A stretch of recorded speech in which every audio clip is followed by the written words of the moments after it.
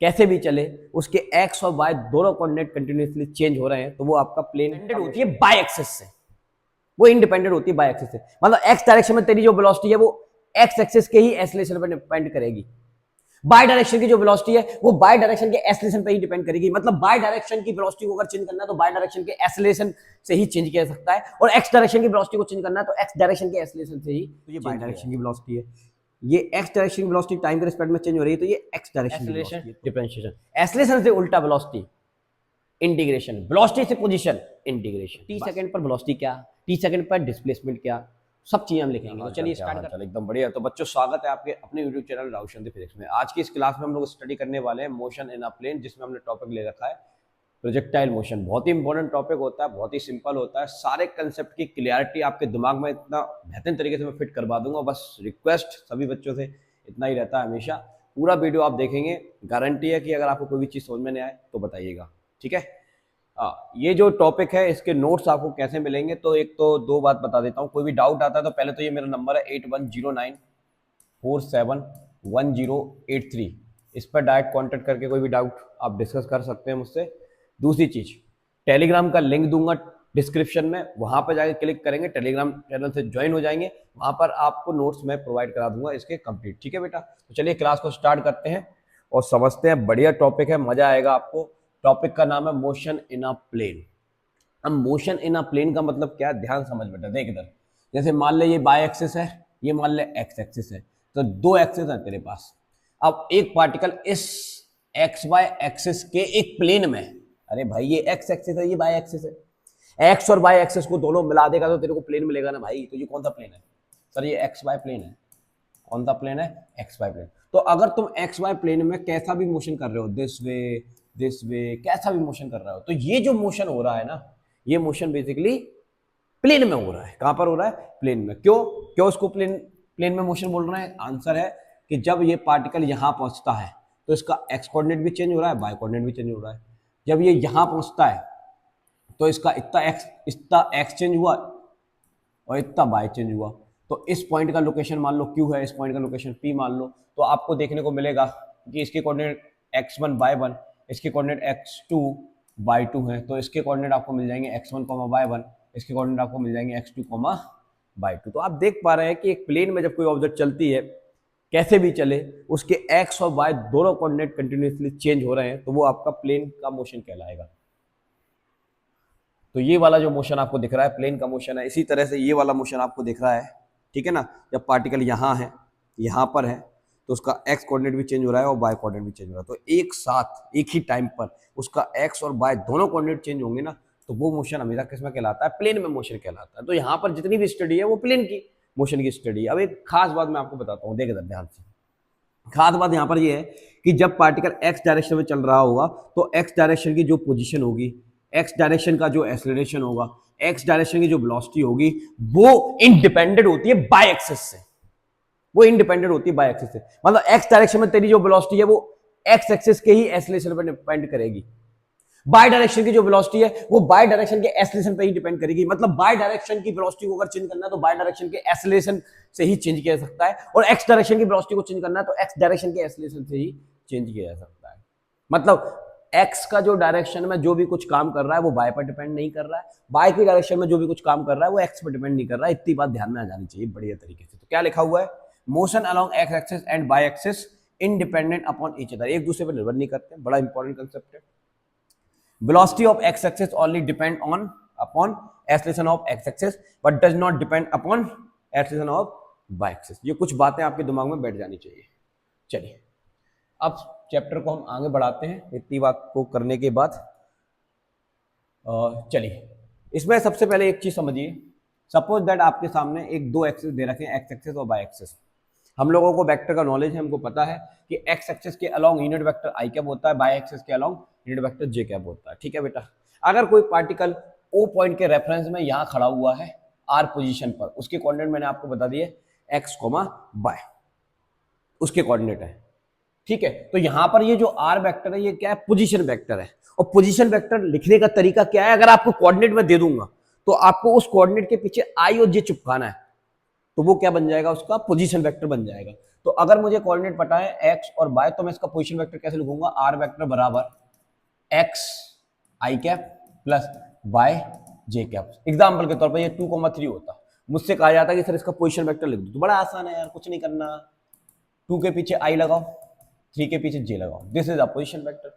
तो अगर आपको कोऑर्डिनेट दिया है तो बस आई और जे चिपकाना है पीछे, this is a position vector. क्या मतलब इसका, अबे आई बता रहा है कि ये 2 मीटर चला एक्स की डायरेक्शन में, बहुत बढ़िया, जे बता रहा है कि फिर 3 मीटर चला बाई की डायरेक्शन में, तो फिर ऐसे और ऐसे गया, तो ये उसका पोजीशन वेक्टर है। सिंपल सी बात है बेटा, कोई खास बात नहीं है, आ जाओ आगे।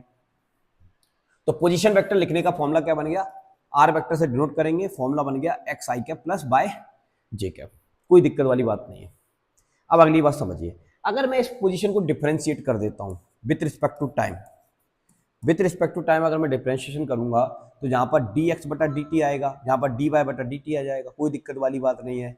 तो differentiation of position with respect to time, इसको क्या कहते हैं, वेलोसिटी कहते हैं। लेकिन ये डिफरेंशिएशन एक्स की वेलोसिटी को दिखाएगा, तो ये एक्स डायरेक्शन की वेलोसिटी आ जाएगी। ये वाला डिफरेंशिएशन किसको दिखा रहा है, बाय डायरेक्शन की वेलोसिटी को दिखा रहा है, क्योंकि ये बाय की पोजीशन टाइम के रिस्पेक्ट में चेंज हो रही है, तो ये बाय डायरेक्शन की वेलोसिटी है।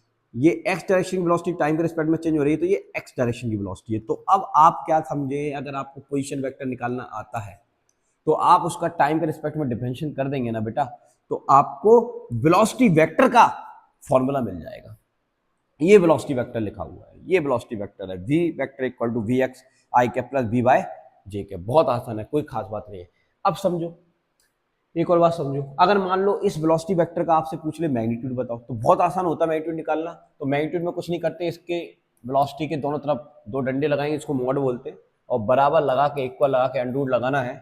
आई का कोएफिशिएंट वी एक्स है, जे का कोएफिशिएंट वी वाई है, तो इसका स्क्वायर करना है, तो वी एक्स का स्क्वायर प्लस वी वाई का स्क्वायर। तो आप इस तरह से इसका क्या निकाल सकते हैं, मैग्नीट्यूड निकाल सकते हैं। सिमिलरली इसका भी निकाल सकते हैं बेटा, पोजीशन वेक्टर का मैग्नीट्यूड क्या निकलेगा, अंडर रूट में X square plus Y square, खत्म हो गई बात। तो जो एक्स आई का कोएफिशिएंट है उसका स्क्वायर प्लस जे का कोएफिशिएंट है उसका स्क्वायर, अगर जेड है तो जेड के कोएफिशिएंट है उसका स्क्वायर, बस अंडर रूट में कर दो, खत्म काम, बिल्कुल आसान बात है। ठीक है, तो देखिए पोजीशन का डिफरेंशिएशन किया विद रिस्पेक्ट टू टाइम, तो आपको वेलोसिटी वेक्टर मिल गया। अब यदि मैं वेलोसिटी वेक्टर को डिफरेंशिएट कर दूं विद रिस्पेक्ट टू टाइम, तो मुझे एक्सप्रेशन मिल जाएगा यार, बहुत आसान है।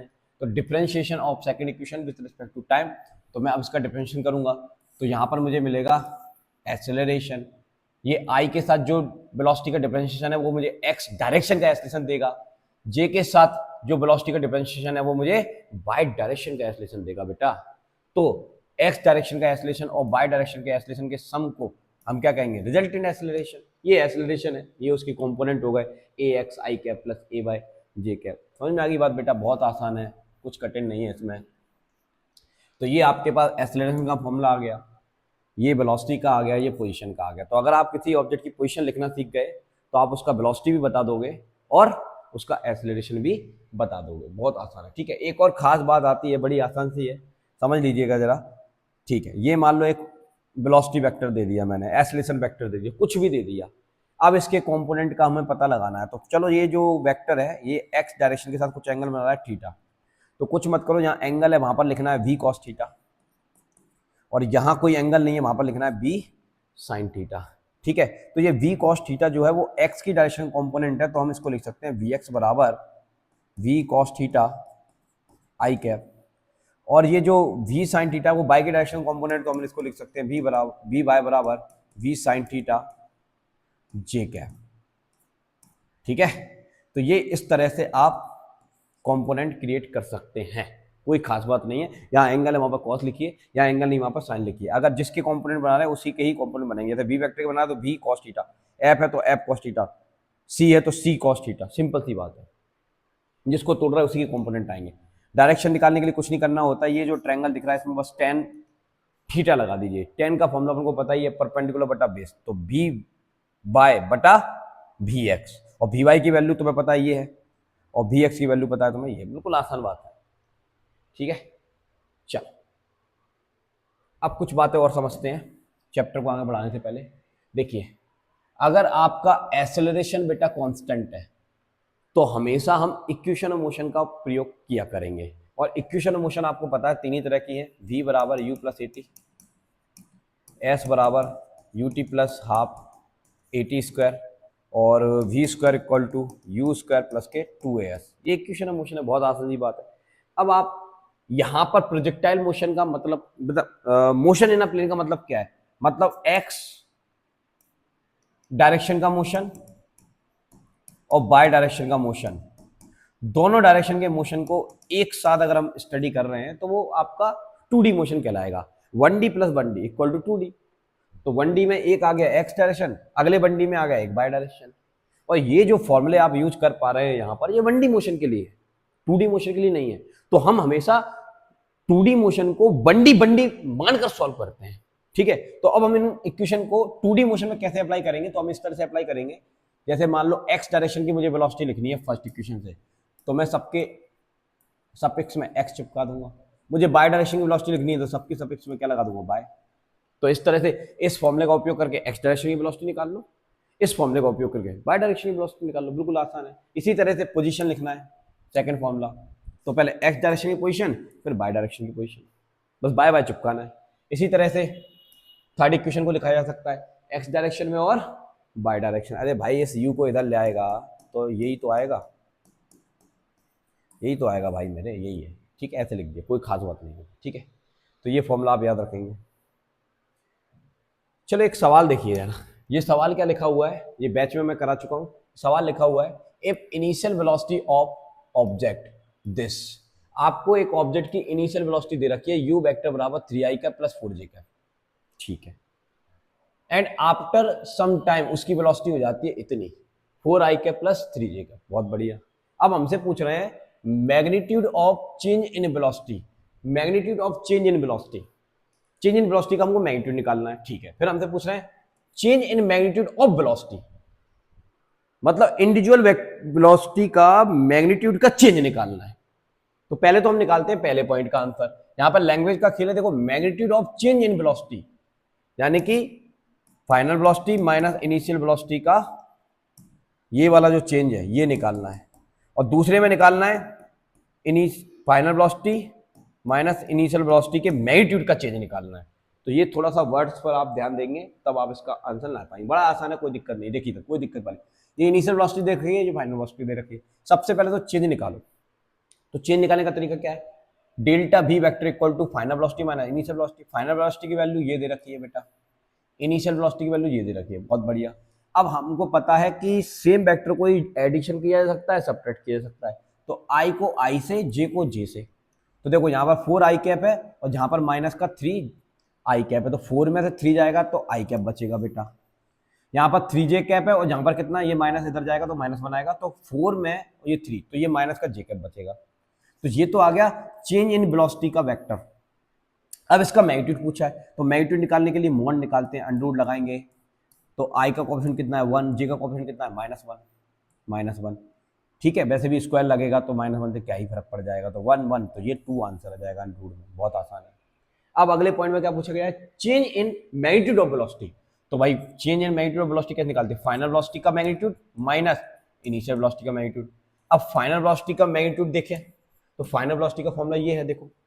तो इसका मैग्नीट्यूड कैसे निकालोगे, 4 का स्क्वायर 16, 3 का स्क्वायर 9, तो ये 25 और 25 का क्या आ जाएगा 5, ठीक है। इसी तरह से इनिशियल वेलोसिटी की बात करता हूँ, इनिशियल वेलोसिटी में भी सेम थिंग है, तो ये भी आप 25 आएगा तो ये भी कितना जाएगा 5, तो 5 में से 5 को सब्ट्रैक्ट करोगे कितना आएगा 0। तो वर्ड्स बहुत इंपॉर्टेंट है इस क्वेश्चन में पकड़ने के लिए, वर्ड्स आप पकड़ेंगे तो आप इसका आंसर बड़ी ही आसानी से ला पाएंगे, ठीक है बेटा, समझ में आ गया। अब एक और क्वेश्चन मैं करके बताता हूँ आपको, ये देखिए, ये भी बहुत ही शानदार क्वेश्चन है, ये भी बैच में कराया था। इधर देखिए क्या लिखा है, a position of object as a function of time. अब एक बोला जा रहा है कि एक पोजीशन दे रखी है और वो टाइम का फंक्शन है, तो ये इतनी बड़ी पोजीशन लिखी रखी है, इसको लिख लिया मैंने यहाँ पर, देखो position vector equal to 3t square i cap plus 5t minus 4t square j cap, ये पूरा दे रखा है। अब तुम्हें पता है i के साथ जो भी है वो किसकी वैल्यू है, x की वैल्यू है, j के साथ जो भी है वो y की वैल्यू है। सही बात है कि नहीं, ये तो हमको पता है ना भाई। पोजीशन वेक्टर क्या होता है, r वेक्टर बराबर x i cap plus y j cap होता है। तो ये पूरा x का टर्म है और ये पूरा y का टर्म है, सिंपल सी बात है, कोई खास बात नहीं है बेटा। आइए अब आराम समझिए, अब हमसे क्या पूछ रहे हैं इसमें, find the velocity and acceleration 1 second पे बताना है। तो देखो बहुत आसान है, सबसे पहले हमको इसकी वेलोसिटी निकालनी है। तो मैंने अभी सिखाया था, अगर आपको पोजीशन वेक्टर दे रखा है तो टाइम के रिस्पेक्ट में उसको डिफरेंशिएट कर देगा, बेटा तेरे को वेलोसिटी मिल जाएगी। तो अब हमने क्या किया, इस पोजीशन वेक्टर को टाइम के रिस्पेक्ट में डिफरेंशिएट किया। बेटा आप डिफरेंशिएशन आना चाहिए, गलत बात हो जाएगी नहीं तो डिफरेंशिएशन आना चाहिए, ठीक है, dt।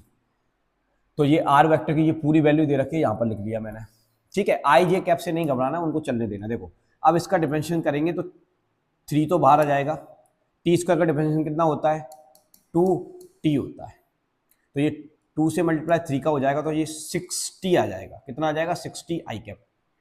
यहाँ पर इसका डिफरेंशिएशन करेंगे विद टाइम तो 5 कॉन्स्टेंट बाहर आ जाएगा, टी का डिफरेंशिएशन कितना होता है 1 होता है, ये -4 बाहर आ जाएगा, टी स्क्वायर का डिफरेंशिएशन कितना होता है 2t होता है, तो ये 8 हो जाएगा, ठीक है। तो ये आ गया देखो, और ये आ गया देखो, कोई दिक्कत वाली बात नहीं है। उसके बाद क्या है, ये पूरा का पूरा वैसा ही है, ये 5 मल्टीप्लाई ये आ जाएगा कुल मिला। ये हमने डिफरेंशिएशन किया। बेटा डिफरेंशिएशन नहीं आएगा तो आप ये सवाल नहीं कर पाएंगे, सीधी सी बात है। अगर आप इस वीडियो को देख रहे हैं तो पहले डिफरेंशिएशन सीख के आइए, ठीक है, ओके। अगर आपको नहीं आता तो कमेंट करिए, कमेंट करिए। डिफरेंशिएशन इंटीग्रेशन ग्राफ का पूरा बेहतरीन कंसेप्ट बना के एक बंसोड़ आपको मैं दे दूंगा, कमेंट कर देना मेरे को, ठीक है। चलो तो ये हमारे पास आ गया वेलोसिटी वेक्टर। क्या आ गया बेटा, वेलोसिटी वेक्टर। बेटा सिंपल है, डिफरेंशिएशन करना है तो ये आ जाएगा बस, ठीक। चल अब हमसे पूछना है T time, T equal to 1 second पे आप वेलोसिटी वेक्टर बताइए इसका, ठीक है। तो बहुत आसान है, यहाँ पर टी के प्लेस पे कितना रख देंगे 1 रख देंगे, तो यहाँ 1 रखोगे तो 6 आई कैप बचेगा, ठीक है। यहाँ पर 1 रखोगे तो यहाँ पर ये -3 जे कैप बच जाएगा, तो ये आपको मिल जाएगा 1 सेकंड पर वेलोसिटी। अब यदि इस वेलोसिटी का मैग्नीट्यूड निकालेंगे तो बहुत आसान है, हमको पता है मॉड निकालना होता है, अंडर रूट लगाएंगे, आई का कोएफिशिएंट क्या है 6, 36 आ जाएगा, प्लस जे का कोएफिशिएंट क्या है -3 तो प्लस का 9 आ जाएगा। इसको अपन ऐड कर लेंगे, 45 का स्क्वायर रूट कर देंगे तो 6.5 के समथिंग कुछ आंसर आ जाएगा, ठीक है। तो इस तरह से आपके सामने केवल डिफरेंशिएशन की नॉलेज होने से आप बड़ी आसानी से वेलोसिटी वेक्टर और उसका मैग्नीट्यूड निकाल सकते हैं, कोई खास बात नहीं है। अगली चीज सुनिए, अब यदि हमसे पूछा जाता है एक्सेलरेशन में पूछा गया है तो फिर से वही वाली बात आ गई, ये आपके सामने वेलोसिटी वेक्टर आ गया, ठीक है। अब इसको एक बार और डिफरेंशिएट कर दो विद रिस्पेक्ट टू टाइम तो आपको क्या मिल जाएगा, एक्सेलरेशन मिल जाएगा। तो अब हमने ये एक्सेलरेशन का फॉर्मूला होता है एक तरह से, तो वेलोसिटी वेक्टर हमको दे रखा है ये पूरा। अब हम इसको डिफरेंशिएट करेंगे तो हमको पता है 6t, टी का बाउंड 1 होता है तो 6 आ जाएगा, 6 आई कैप। कांस्टेंट का 0 होता है, 8t 8 आएगा, और टी का कितना हो जाता है 1। तो ये तो सिंपल सा डिफरेंशिएशन कर दिया हमने। इसके बाद कैलकुलेशन है, ये 6 आई कैप आ जाएगा, इसका मल्टीप्लाई हो जाएगा तो माइनस का 8 जे कैप आ जाएगा, कोई खास बात नहीं है। अब आपको ये मिल गया एक्सेलरेशन का वेक्टर। अब आप इसका मैग्नीट्यूड निकालना चाहते हैं तो आप आई का कोएफिशिएंट 6 है तो 36 मतलब 6 का स्क्वायर प्लस 8 का स्क्वायर कर लोगे, सॉल्व कर लोगे, 10 मीटर पर सेकंड स्क्वायर आपका आंसर आ जाएगा यहाँ पर। तो बहुत आसान है बेटा, कुछ नहीं है इसमें, ठीक है बेटा, समझ में आया, बिल्कुल आसान क्वेश्चन है। इसी तरह से एक क्वेश्चन और हम ट्राई करके चल रहे हैं अभी यहाँ पर, फिर हम आगे बढ़ेंगे कंसेप्ट में।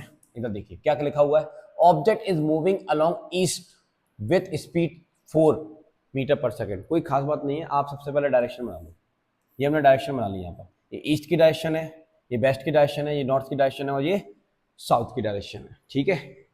चलो अब हमारी जो ऑब्जेक्ट है वो किस डायरेक्शन में जा रही है। अच्छा, ईस्ट की डायरेक्शन का यूनिट वेक्टर हमने आई कैप माना है तो वेस्ट की डायरेक्शन को हम मानेंगे माइनस का आई कैप। नॉर्थ की डायरेक्शन को जे कैप माना है तो उसकी उल्टी डायरेक्शन में क्या मानेंगे, माइनस का जे कैप। कोई खास बात नहीं है, ठीक है। इन्होंने ये कहा है कि object is moving along east with speed 4 metre per second. Object जा रही है 4 मीटर की स्पीड से, ठीक है। उसके बाद and acceleration is along north, north में एक्सेलरेशन है, ऑब्जेक्ट ईस्ट में जा रही है 4 मीटर पर सेकंड की रफ्तार से। देन फाइंड आफ्टर 2 सेकेंड, क्या फाइंड करना है लल्लू, वेलोसिटी फाइंड करनी है। यहाँ पर क्या फाइंड करना है, वेलोसिटी बतानी है इसकी 2 सेकेंड बाद। तो देखो सबसे पहले कुछ मत करो, एक लाइन खींचना है तुम्हें इस तरह से। अब ये लाइन में हम बेसिकली देखो 2D मोशन को सेट कैसे करते हैं, पहले एक्स डायरेक्शन की बात कर लेंगे फिर वाई डायरेक्शन की बात कर लेंगे। तो यहां पर लिख लो एक्स एक्सिस और यहां पर लिख लो वाई एक्सिस। अब एक्स डायरेक्शन की क्या क्या इन्फॉर्मेशन है, तो इन्होंने साफ साफ कहा है कि ईस्ट की डायरेक्शन में वेलोसिटी दे रखी है 4 मीटर पर सेकेंड, मतलब ये एक्स ही मान के चल रहा हूं मैं, तो ये यू एक्स बराबर दे रखा है 4, और एक्स की डायरेक्शन है तो आई कैप चिपका दिया, मतलब इतनी वेलोसिटी है। ठीक है, टाइम दोनों के लिए सेम रहता है, तो टी इक्वल टू 2 सेकंड यहाँ पर भी आएगा, टी इक्वल टू 2 सेकंड यहाँ पर भी आएगा। बाय डायरेक्शन में कोई वेलोसिटी नहीं बोली है, तो बाय डायरेक्शन की वेलोसिटी क्या हो जाएगी, जीरो लिख लो, कोई खास बात नहीं है, जीरो जे कैप। लेकिन बाय डायरेक्शन में एक्सेलरेशन दे रखा है कितना, 1.5 जे cap metre per second square. ठीक है, तो बाय डायरेक्शन में इनिशियल वेलोसिटी जीरो है, एक्सेलरेशन इतना है और टाइम सेम ही रहता है। ठीक है, एक्स डायरेक्शन की बात करें, इनिशियल वेलोसिटी इतनी है, टाइम इतना दे रखा है, फाइनल वेलोसिटी हम निकाल सकते हैं। पहली चीज तो यहां पर ये देखिए कि एक्स डायरेक्शन में एक्सेलरेशन काम नहीं कर रहा है। अगर एक्सेलरेशन काम नहीं कर रहा है तो एक्स डायरेक्शन का एक्सेलरेशन जीरो है, दिया भी नहीं है, हम जीरो मान लेंगे क्योंकि एक्सेलरेशन है ही नहीं। तो बेटा जब एक्स डायरेक्शन में एक्सेलरेशन होगा ही नहीं और एक्सेलरेशन का काम होता है वेलोसिटी को बढ़ाना, तो वेलोसिटी बढ़ेगी ही नहीं, तो वेलोसिटी बढ़ेगी नहीं तो 2 सेकंड बाद भी वेलोसिटी कितनी रहेगी, 4 आई कैप ही रहेगी। फिर भी आप चाहे तो इस फॉर्मूले से निकाल सकते हैं, B X equal to U X plus A X, तो ये वाली टर्म क्या हो जाएगी, जीरो, और यू एक्स की वैल्यू दे रखी है, तो 2 सेकंड बाद भी आपको वेलोसिटी सेम मिलने वाली है। यानी कि ईस्ट की डायरेक्शन में ऑब्जेक्ट का जो मोशन है वो यूनिफॉर्म मोशन है। कौन सा मोशन है बेटा, यूनिफॉर्म मोशन है, कोई दिक्कत वाली बात नहीं है। तो एक्स डायरेक्शन की आफ्टर 2 सेकंड बाद वेलोसिटी आ गई 4 आई कैप, कोई खास बात नहीं। इधर आ जा, इधर देख, अब सेम फॉर्मूला हमने यहां पर अप्लाई किया। अब यहां पर इनिशियल वेलोसिटी है जीरो, ए एक्स कितना है ये दे रखा है, ठीक है, और टाइम 2 सेकंड लिख लिया। यहाँ पर सॉल्व मॉल्व करेंगे, बिल्कुल कोई खास बात नहीं है, ये तो आ जाएगा आपको, तो ये आ जाएगा 3 ये क्या। तो आपको एक्स डायरेक्शन की 2 सेकंड बाद वेलोसिटी मिल गई, बाय डायरेक्शन की भी 2 सेकंड बाद आपको वेलोसिटी मिल गई। अब आपको कह रहा है कि वेलोसिटी वेक्टर लिख दो। वेलोसिटी वेक्टर लिखने का तरीका हमको पता है, वेलोसिटी वेक्टर लिखने का तरीका ये है, वी एक्स आई cap V Y J cap. तो वी एक्स की वैल्यू कितनी है, दे रखी है 4, और वी वाई की वैल्यू कितनी दे रखी है, ये दे रखी है। तो बस इन दोनों वैल्यू को रखोगे तो ये आपको वेलोसिटी वेक्टर मिल जाएगा। अब आप इसका मैग्नीट्यूड निकालना चाहते हो तो फिर से वही वाली बात आ गई, अंडर लगाओ, 4 का स्क्वायर करो, ठीक है, 9 हो जाएगा, जोड़ लेंगे, सॉल्व कर लेंगे, 5 आ जाएगा आंसर। कितना बढ़िया सवाल है। लेकिन इस सवाल को करने का तरीका क्या है कि आप सेटअप सेट करिए, पहले एक्स डायरेक्शन की इन्फॉर्मेशन लिखिए, फिर बाय डायरेक्शन की इन्फॉर्मेशन लिखिए, फिर वही फॉर्मूले हैं, वही 1D वाले फॉर्मूले हैं, v equal to U plus A T, S equal to U T plus half A T square, V square equal to you square plus के 2s। बस ये कॉन्सेप्ट बिठा के रखिए। 2D को आपको सोचना ही नहीं है, 2D 1D ही है, 1D में एक्स अलग बाय अलग ऐसे सॉल्व करना है, तो आपसे क्वेश्चन बन जाएंगे। ठीक है बेटा, तो क्वेश्चन बन जाएंगे, कोई खास बात नहीं है। इसमें दे रखे हैं बहुत सारे क्वेश्चन, आप ट्राई करिएगा। एक नया क्वेश्चन जो है वो मैं आपको बताना चाहूंगा, ये वाला, ये क्वेश्चन भी बहुत शानदार अच्छा क्वेश्चन है। क्या लिखा हुआ है कि object is moving with velocity this, then find displacement in 2 second. तो आपकी एक ऑब्जेक्ट है, इतनी वेलोसिटी से मूव कर रही है, उसका आपको बताना है 2 सेकंड पर डिस्प्लेसमेंट क्या है। अब यहां पर एक कंसेप्ट आप समझिएगा, ये वाला कंसेप्ट है। देखो मैं आपको बता देता हूँ कंसेप्ट क्या है उस सवाल को समझने के लिए। सपोज दैट आपको पोजीशन दे रखी है, अगर आप पोजीशन को डिफरेंशिएट कर देंगे विथ रिस्पेक्ट टू टाइम तो आपको मिल जाएगी वेलोसिटी, वेलोसिटी मिल जाएगी। अगर आप वेलोसिटी को डिफरेंशिएट कर देंगे विथ रिस्पेक्ट टू टाइम तो आपको क्या मिल जाएगा, एक्सेलरेशन मिल जाएगा। तो जब भी आप पोजीशन को डिफरेंशिएट करते हैं टाइम के रिस्पेक्ट में वेलोसिटी, वेलोसिटी को डिफरेंशिएट करते हैं टाइम के रिस्पेक्ट में क्या मिलता है, एक्सेलरेशन। सही बात है, ठीक। अब यदि हम एक्सेलरेशन से क्या चाह रहे हैं, वेलोसिटी, तो अब इधर देखिए ये वाला फॉर्मूला है बेटा, A D V upon D T, हमको वेलोसिटी चाहिए, तो अब हम क्या करेंगे, अब उल्टे जा रहे हैं एक्सेलरेशन से वेलोसिटी, तो हमको इंटीग्रेशन करना पड़ेगा। तो इसका पहले तो गुणा करो यहां पर और दोनों साइड का इंटीग्रेशन कर दो। तो जब आप एक्सेलरेशन को टाइम के रिस्पेक्ट में इंटीग्रेट करते हैं तो आपको वेलोसिटी मिल जाती है। तो यहां से यहां जाएंगे तो इंटीग्रेशन। अब वेलोसिटी से आपको पोजीशन चाहिए, तो आपके पास ये वेलोसिटी है देखो, तो इसका पहले मैं मल्टीप्लाई कर दूंगा, तो d x equal to v d T आ जाएगा।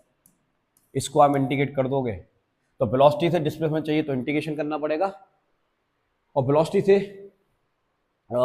उधर जाना है एक्सेलरेशन तो डिफरेंशिएशन करना पड़ेगा। तो दोनों डायरेक्शन याद रखिए, पोजीशन से वेलोसिटी डिफरेंशिएशन, वेलोसिटी से एक्सेलरेशन डिफरेंशिएशन, एक्सेलरेशन से उल्टा वेलोसिटी इंटीग्रेशन, वेलोसिटी से पोजीशन इंटीग्रेशन। बस यही चीज थी यहां पर, यही चीज थी यहां पर कि अब आपको वेलोसिटी वेक्टर दे रखा है दिस, तो ये हमने बढ़िया राइटिंग में वेलोसिटी वेक्टर लिख लिया।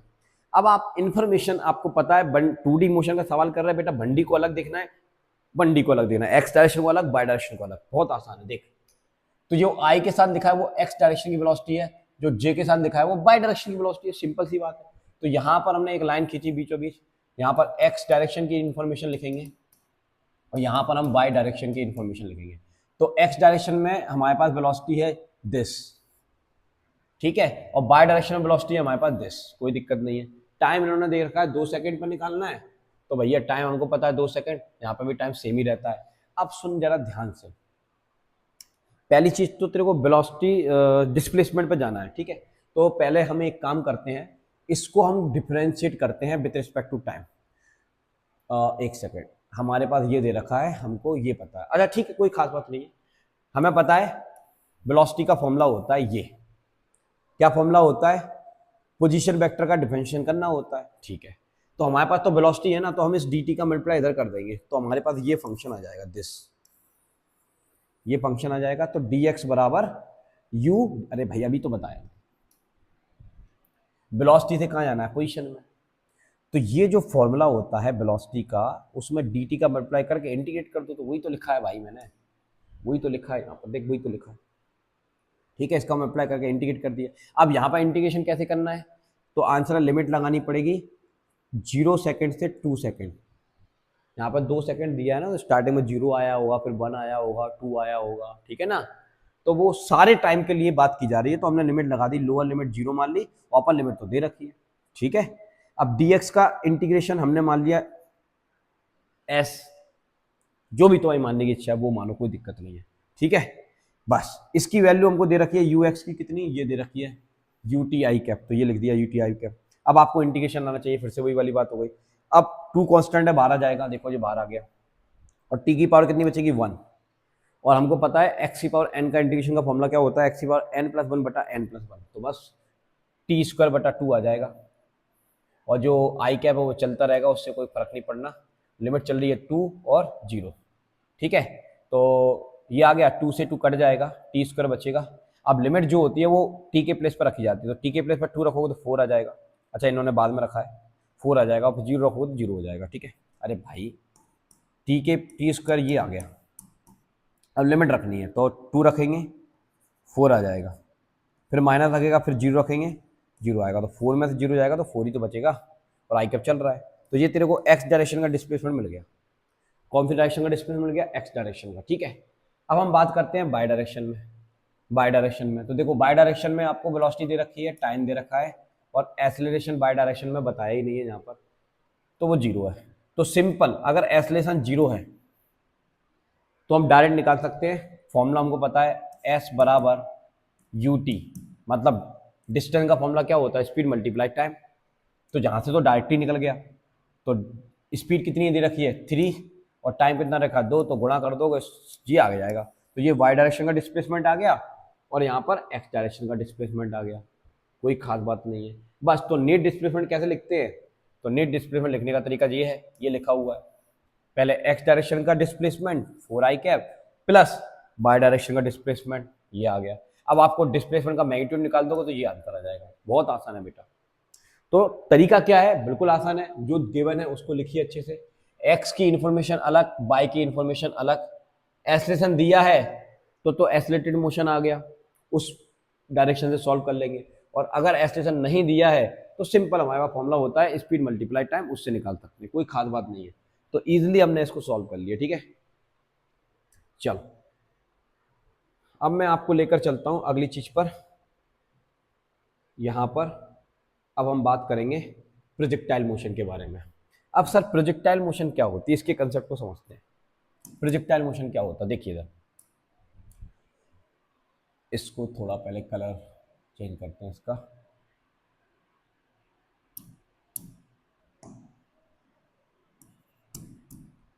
देखिए प्रोजेक्टाइल मोशन किसको कहेंगे, सपोज दैट ये हमारे पास एक प्लेन है, एक्स और वाई एक प्लेन है, कोई दिक्कत वाली बात नहीं है। यहां से किसी ऑब्जेक्ट को, अच्छा एक और चीज, ये जो डायरेक्शन है इसको हॉरिजॉन्टल डायरेक्शन बोलते हैं, हॉरिजॉन्टल डायरेक्शन, ठीक है। ये जो डायरेक्शन है इसको हम बोलते हैं वर्टिकल डायरेक्शन, वर्टिकल डायरेक्शन बोलते हैं, कोई खास बात नहीं है। अब यदि किसी ऑब्जेक्ट को, किसको बेटा, ऑब्जेक्ट को फेंकते हैं, इस प्लेन में फेंक रहे हैं, इस प्लेन में हम एक ऑब्जेक्ट को फेंक रहे हैं, ठीक है बेटा। तो जब किसी ऑब्जेक्ट को किसी प्लेन में अदर देन दी वर्टिकल, मतलब वर्टिकल सीधा वर्टिकल नहीं, वर्टिकल से कुछ अदर देन दी वर्टिकल जब हम फेंकते हैं तो उसका रास्ता कुछ इस तरह का देखने को मिलता है। तो उसका ये जो मोशन है ये प्लेन में हो रहा है भाई, क्योंकि देखो इसका x coordinate, by coordinate, x coordinate, by coordinate दोनों एक साथ चेंज हो रहे हैं, तो ये प्लेन में मोशन हो रहा है। तो लेकिन ये मोशन प्रोजेक्टाइल मोशन के नाम से जाना जाता है, ठीक है। तो जब भी किसी ऑब्जेक्ट को हॉरिजॉन्टल से थीटा एंगल बनाते हुए अदर देन दी वर्टिकल फेंका जाता है कुछ वेलोसिटी देकर, तो उसका मोशन हमेशा कौन सा मोशन होता है? प्रोजेक्टाइल मोशन होता है, ठीक है। इसको हम प्रोजेक्टाइल मोशन कहते हैं। अब अगर इसकी डेफिनेशन की बात करें तो डेफिनेशन की बात करें तो कहीं लिखा हुआ है इसका डेफिनेशन, ये लिखा हुआ है, क्या लिखा हुआ है? An object which is thrown in a direction other than the vertical from the surface of the earth become a projectile. मतलब जिसको हम फेंक रहे हैं उसको हम क्या बोल रहे हैं? प्रोजेक्टाइल बोल रहे हैं। Its types of motion is called projectile motion. तो इस तरह का जो मोशन होता है वो क्या कहलाता है? प्रोजेक्टाइल मोशन कहलाता है। अब इसमें कुछ खास बातें हैं जो मैं समझाना चाहूंगा तुम्हें। इधर देखिए, इधर देखिए, इसको इस तरह से मैं समझाना चाहूंगा आपको। देखो इधर, अब ये जो ऑब्जेक्ट है जिसको आप यहां से थ्रो कर रहे हैं, राइट, इसी ऑब्जेक्ट को थ्रो कर रहे हैं, ठीक है। जिस पॉइंट से आप थ्रो करते हैं उसको पॉइंट ऑफ प्रोजेक्शन कहते हैं। पॉइंट ऑफ प्रोजेक्शन कहते हैं। क्या कहते हैं? Point of projection. और जिस ऑब्जेक्ट को आप फेंक रहे हैं उस ऑब्जेक्ट को प्रोजेक्टाइल कहते हैं। क्या कहते हैं? प्रोजेक्टाइल। भाई जिस पॉइंट से फेंकेंगे पॉइंट ऑफ प्रोजेक्शन, जिस ऑब्जेक्ट को फेंक रहे हैं उसको प्रोजेक्टाइल कहते हैं। अब ये जो रास्ता है इसका, इसको जिस रास्ते पर ये गई है ये बॉल, इसको ट्रेजेक्ट्री कहते हैं। ट्रेजेक्ट्री, ठीक है, ट्रेजेक्ट्री कहेंगे। अब जिस एंगल से आपने इसको फेंका है इस एंगल को क्या कह देंगे? Angle of projection. क्या कह देंगे? एंगल ऑफ प्रोजेक्शन, ठीक है। एंगल ऑफ प्रोजेक्शन हो गया, ये कोई खास बात नहीं है। इस रास्ते को क्या बोल देंगे? ट्रेजेक्ट्री बोल देंगे, ठीक है।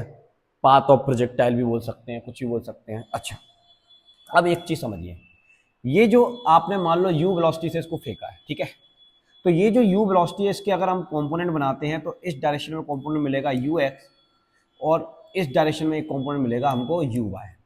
अब ये जो ux है इसकी वैल्यू क्या होगी? तो भाई ये जो वेलोसिटी है जिस डायरेक्शन से एंगल बनाती है वहां पर कंपोनेंट आता है u cos थीटा, और ये वाली जो वेलोसिटी है यहाँ एंगल नहीं, वहां पर क्या आ जाएगा? u sin थीटा आ जाएगा।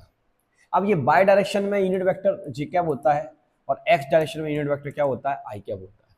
तो वाई डायरेक्शन के लिए हम यहाँ पर जे कैप चिपका देंगे और एक्स डायरेक्शन के यहाँ पर हम आई कैप चिपका देंगे, कोई खास बात नहीं है, ठीक है, कोई खास बात नहीं है। तो अब आप समझिए कि जब हम किसी ऑब्जेक्ट को थ्रो करते हैं प्लेन में तो उसके पास दो वेलोसिटी होती है, एक एक्स डायरेक्शन की वेलोसिटी होती है और उसके बाद एक वाई डायरेक्शन की वेलोसिटी होती है। और ये वेलोसिटी चेंज हो सकती है अगर इन पर एक्सेलरेशन वर्क कर जाए। और मैंने अभी शुरुआत में बताया था कि बाय डायरेक्शन की वेलोसिटी को चेंज करने का काम केवल बाय डायरेक्शन के एक्सेलरेशन का है और एक्स डायरेक्शन की वेलोसिटी को चेंज करने का काम केवल एक्स डायरेक्शन के एक्सेलरेशन का है। तो यहाँ पर कंसेप्ट क्या है कि 90 डिग्री पर अगर हम देखें, देखिए 90 डिग्री पर अगर हम देखें, जैसे मान लीजिए एक ऑब्जेक्ट है जिसको हम फेंक रहे हैं इधर की तरफ, सामने की तरफ फेंक रहे हैं, ठीक है, ओके, कितनी वेलोसिटी से फेंक रहे हैं? सामने की तरफ फेंक रहे हैं। एक सेकंड बाद वो ऑब्जेक्ट नीचे की तरफ गिरना स्टार्ट करेगा, मतलब उस पर एक्सेलरेशन नीचे की तरफ काम करेगा, जिसको बोलते हैं एक्सेलरेशन ड्यू टू ग्रेविटी। तो अगर इस एंगल को देखूं मैं 90 डिग्री, तो अब आप ध्यान देखेंगे इस जी का इधर की तरफ कंपोनेंट आएगा जी कॉस 90 और इधर अगर हम लेंगे तो जी साइन 90, ठीक है। और ये साइन 90 होना चाहिए क्योंकि साइन 90 की वैल्यू कितनी होती है? 1 होती है, तो ये 1 हो जाएगा तो ये जी आ जाएगा। और cos 90 की वैल्यू कितनी होती है? 0, तो ये कितना आ जाएगा? 0।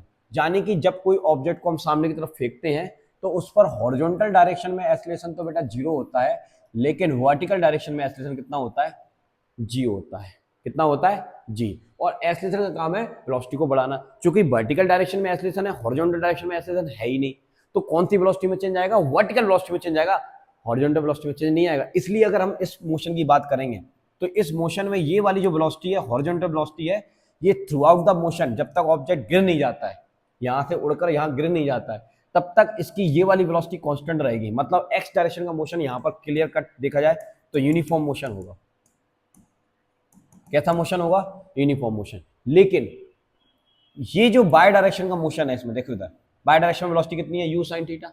और एक्सेलरेशन कहां काम कर रहा है? नीचे की तरफ, जिसको हम माइनस जी बोल देते हैं। चलो, तो ये एस्लेशन इसकी वेलोसिटी को बढ़ने देगा, अगर प्लस होता तो बढ़ने देता ना बेटा, प्लस होता तो बढ़ने देता, ये नीचे की तरफ काम कर रहा है तो कंटिन्यूसली इसकी वेलोसिटी को ये क्या करता रहेगा, कम करता रहेगा, और कम करता रहेगा तो ये ऊपर की तरफ कुछ हाइट पर जाके, जैसे ये ऊपर देखो, जैसे इसकी वेलोसिटी पहले इतनी है, इतनी वेलोसिटी है, ठीक है, थोड़ी देर बाद और हाइट पे जाएगी तो इसकी वेलोसिटी और कम हो जाएगी, थोड़ी देर बाद और हाइट पाएगी और वेलोसिटी कम हो जाएगी, थोड़ी देर बाद और हाइट पाएगी और वेलोसिटी कम हो जाएगी, थोड़ी देर बाद और हाइट पाएगी और वेलोसिटी कम हो जाएगी। लेकिन अगर आप हॉरिजॉन्टल वेलोसिटी के वेक्टर को देखेंगे तो इस समय भी उसकी वेलोसिटी इतनी है, इस समय भी इतनी है, इस समय भी इतनी है, और आगे चल के भी इतनी ही है। तो अगर आप मैं यहाँ पर ये बनाता हूँ वेक्टर तो ये इतना ही बड़ा है, ये यहाँ पर भी इतना बड़ा है, यहाँ पर भी इतना बड़ा है, यहाँ पर भी इतना बड़ा है, यहाँ पर भी इतना बड़ा है। तो एक टाइम बाद मैक्सिमम हाइट पर ये वाली वेलोसिटी तो जीरो ही हो जाएगी, लेकिन इसका ये वाला वेक्टर जीरो होने वाला नहीं है। तो आप देख पा रहे हैं कि प्रोजेक्टाइल मोशन में दो वेलोसिटी होती है। तो क्या लिखा हुआ है, the projectile motion is the combination of two direction of motion, एक वर्टिकल डायरेक्शन का मोशन होता है और एक हॉरिजॉन्टल डायरेक्शन का मोशन होता है। और क्या लिखा हुआ है, in vertical direction it has acceleration g act in downward direction, then vertical velocity become change. तो वर्टिकल वेलोसिटी क्या होती रहती है, चेंज हो सकती है, मतलब होती रहती है। But in horizontal direction no acceleration, then horizontal velocity is always constant throughout the motion. तो बहुत इंपॉर्टेंट बात हो गई है यहाँ पर कि जब भी आप ऑब्जेक्ट को जमीन पर खड़े होकर फेंकते हो ऊपर की तरफ तो उसकी वर्टिकल वेलोसिटी कंटिन्यूसली चेंज होती रहती है, क्योंकि नीचे की तरफ एक्सीलरेशन काम कर रहा है। लेकिन एक्स डायरेक्शन में कोई एक्सीलरेशन नहीं होता तो उसकी वेलोसिटी कांस्टेंट रहती है, ठीक है। आई होप कि ये प्रोजेक्टाइल मोशन का कंसेप्ट आपको थोड़ा समझ में आया होगा। अब हम इसको डिटेल में स्टडी करेंगे। आइए, अब ये जो प्रोजेक्टाइल हम दो तरह से स्टडी करेंगे। कितने तरह से स्टडी करेंगे, दो तरह से। देखो, एक हम पढ़ेंगे हॉरिजॉन्टल प्रोजेक्टाइल, और एक हम पढ़ेंगे एंगुलर प्रोजेक्टाइल। तो पहले आइए समझते हैं हॉरिजॉन्टल प्रोजेक्टाइल को। देखो, हॉरिजॉन्टल प्रोजेक्टाइल में क्या कहानी है कि एक ऑब्जेक्ट को, सपोज दीजिए हमारे पास टावर है, तो टावर पर खड़े होकर, यहाँ पर कहीं पर भी टावर पर खड़े होकर हम एक ऑब्जेक्ट को सामने की तरफ फेंक रहे हैं यू वेलोसिटी से। कितनी वेलोसिटी से, यू वेलोसिटी से। एक सेकंड बाद इस पर एक्सीलरेशन ड्यू टू ग्रेविटी काम करेगा, और ये एक्सीलरेशन की वजह से इसका रास्ता जो होगा वो इस तरह से हो जाएगा। तो अब हमसे ये पूछा जाएगा कि इस ऑब्जेक्ट को हम सामने की तरफ फेंकते हैं और इसका मोशन प्रोजेक्टाइल मोशन है, तो इसको नीचे गिरने में कितना टाइम लगेगा। तो हमसे पूछा जाएगा टाइम, और इस टाइम को बोलते हैं टाइम ऑफ फ्लाइट। क्या बोलते हैं, टाइम ऑफ फ्लाइट, ठीक है। हमने इसको कुछ हाइट से फेंका है बेटा, कुछ ऊपर जाके हाइट से फेंका है, सही बात है कि नहीं। तो हमसे पूछ सकते हैं कि ये हाइट भी बता दो, तो हम हाइट भी निकाल सकते हैं। हमसे ये भी पूछ सकते हैं कि जितने टाइम में ये नीचे गिरेगा उस समय इस लोकेशन से यहां तक का रेंज क्या है। तो तीन चार चीजें यहां पर पूछी जा सकती हैं। रेंज आपसे पूछा जा सकता है, इसके नीचे गिरने का टाइम आपसे पूछा जा सकता है, कितनी हाइट से हम फेंक रहे हैं, वो हाइट भी आपको नहीं दी गई तो पूछी जा सकती है, कोई खास बात नहीं। तो चलिए एक एक करके सारी चीजों को निकालते हैं। पहले समझिए, इसको निकालते हैं। देखो इधर पहले हम निकालते हैं टाइम। तो सबसे पहले मैं कैलकुलेशन करूंगा टाइम ऑफ फ्लाइट की। तो टाइम ऑफ फ्लाइट निकालना है, पहली बात तो फॉर्मूले अपने वही लगेंगे। तो याद रखना, टाइम ऑफ फ्लाइट निकालने के लिए हमेशा हम वर्टिकल डायरेक्शन को देखते हैं। किसको देखते हैं, वर्टिकल डायरेक्शन को। तो देखो वर्टिकल डायरेक्शन को अगर हम देखेंगे, फॉर वर्टिकल डायरेक्शन, ये मंत्र याद रखना, टाइम ऑफ फ्लाइट निकालना हमेशा वर्टिकल डायरेक्शन को देखना है। तो वर्टिकल डायरेक्शन की अगर हम बात करते हैं, देखो हमने स्टार्टिंग में इसको कौन सी वेलोसिटी दी सर, हॉरिजॉन्टल वेलोसिटी दी, सामने की तरफ फेंका ना, तो वाई डायरेक्शन में नीचे की तरफ कितनी वेलोसिटी है, जीरो।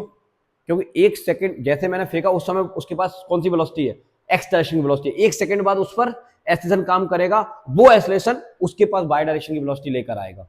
लेकिन स्टार्टिंग में तो उसके पास वाई डायरेक्शन की वेलोसिटी जीरो है ना, तो आप ये कहेंगे कि सर वाई डायरेक्शन में वेलोसिटी तो जीरो है, कोई दिक्कत बात नहीं है, ठीक है।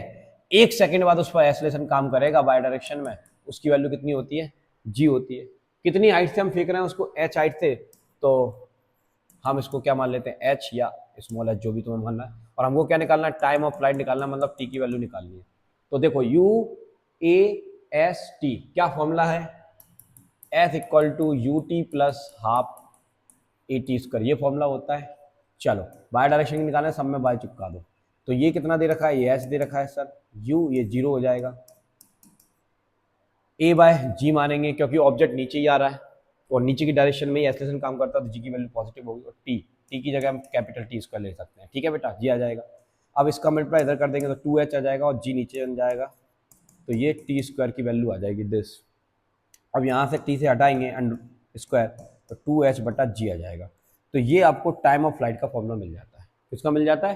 टाइम ऑफ फ्लाइट, कि इतने टाइम में ऑब्जेक्ट जो होगा वो एच हाइट से नीचे गिरेगा। बहुत आसान है, कोई खास बात नहीं। अब यदि हमसे पूछे कि रेंज बताओ सर, रेंज मतलब एक्स डायरेक्शन की बात की जा रही है, तो रेंज कैसे निकालेंगे? रेंज कैसे निकालेंगे? तो रेंज निकालने के लिए बिल्कुल आसान सी बात है, एक्स डायरेक्शन की बात की जा रही है और एक्स डायरेक्शन में हॉरिजॉन्टल डायरेक्शन में एक्सेलेरेशन होता ही नहीं है। तो सिंपल फॉर्मूला होता है distance equal to speed multiply time. तो रेंज को हम आर से डिनोट करते हैं, एक्स डायरेक्शन की स्पीड यू एक्स मानेंगे और टाइम अपन ने टी मान रखा है, और टाइम की वैल्यू अभी हमने निकाली थी, क्या आती है? 2h बटा जी, खत्म, रेंज आ गया। रेंज आ गया भाई, कोई खास बात नहीं है। तो रेंज निकाल लिया और हमने ये निकाल लिया। ठीक है, अब एक और चीज जहां पर पूछी जा सकती है, क्या?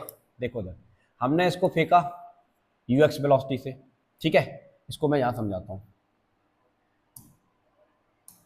यहां समझाता हूं। देखो इधर इसको मैंने फेंका यू एक्स वेलोसिटी से, 1 सेकेंड बाद उस पर एक्सेलरेशन काम करेगा तो उसके पास बाई डायरेक्शन की वेलोसिटी आ जाएगी। ठीक है, कितनी बाई डायरेक्शन की वेलोसिटी आएगी तो हम निकाल सकते हैं इस फॉर्मूले से, b बराबर u प्लस ए टी से। ठीक है, बाई डायरेक्शन की वेलोसिटी निकालनी है हमको, तो बहुत आसान है। देखो उधर स्टार्टिंग वेलोसिटी कितनी थी? 0। 1 सेकेंड बाद एक्सेलरेशन काम करेगा, ठीक है, और इसको g लिख देता हूं मैं, और 1 सेकेंड के लिए 1 लिख देता हूं। तो 1 सेकेंड बाद वेलोसिटी कितनी आ जाएगी? g आ जाएगी। 2 सेकेंड बाद 2g, 3 सेकेंड बाद 3g, 4 सेकेंड बाद 4g। तो इस तरह से उसकी वेलोसिटी आती जाएगी। तो फिलहाल हम मान लेते हैं कि बाई डायरेक्शन की वेलोसिटी कितनी है? u y. तो अब यदि आपसे इस इंस्टेंट पर पूछा जाए कि इसका रिजल्टेंट वेक्टर बता दो वेलोसिटी का, क्या बता दो? Resultant vector. तो बहुत आसान है रिजल्टेंट वेक्टर लिखने का तरीका, u वेक्टर बराबर एक्स डायरेक्शन की वेलोसिटी यू एक्स आई कैप प्लस बाय डायरेक्शन की velocity u y j cap. Magnitude पूछा जाएगा तो वो भी आप निकाल सकते हैं, वही काम करना होता है, एक्स डायरेक्शन की वेलोसिटी का स्क्वायर प्लस बाय डायरेक्शन की वेलोसिटी का स्क्वायर। इस तरह से हम कुछ भी कर सकते हैं। ठीक है, तो ये फॉर्मूला भी आप याद रखेंगे यहाँ पर। चलिए साहब, यहाँ तक कोई दिक्कत आई? नहीं आई? आई है। कुछ और बातों पर चर्चा की जाए। देखिए, कुछ और बातों पर चर्चा की जाए। इधर देखिए, तो हम बात कर रहे थे हॉरिजॉन्टल प्रोजेक्टाइल की बात कर रहे थे। ये मान लीजिए आपकी एक्स डायरेक्शन है, ये मान लीजिए आपकी बाय डायरेक्शन है। ठीक है बेटा, ये एक्स डायरेक्शन और ये बाय डायरेक्शन है। हमने ऑब्जेक्ट को हॉरिजॉन्टल डायरेक्शन में फेंका है, कितनी वेलोसिटी से? यू वेलोसिटी से।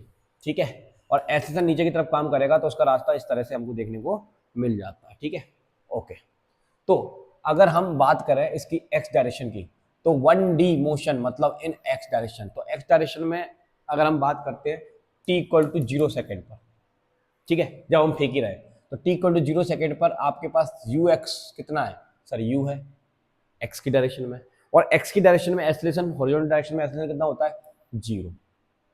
तो अगर आपसे पूछेंगे कि t सेकेंड बाद आपकी x की डायरेक्शन में वेलोसिटी कितनी है, तो वही है भाई, जब एक्सेलरेशन होगा तब तो वेलोसिटी आएगी ना, तो सेम वेलोसिटी आपको देखने को मिलेगी। तो यानी कि इसका x की डायरेक्शन में जो मोशन होगा वो आपका यूनिफॉर्म मोशन होगा अलोंग दी x एक्सिस। अब हम बात करते हैं x डायरेक्शन के डिस्प्लेसमेंट की, तो बहुत आसान है।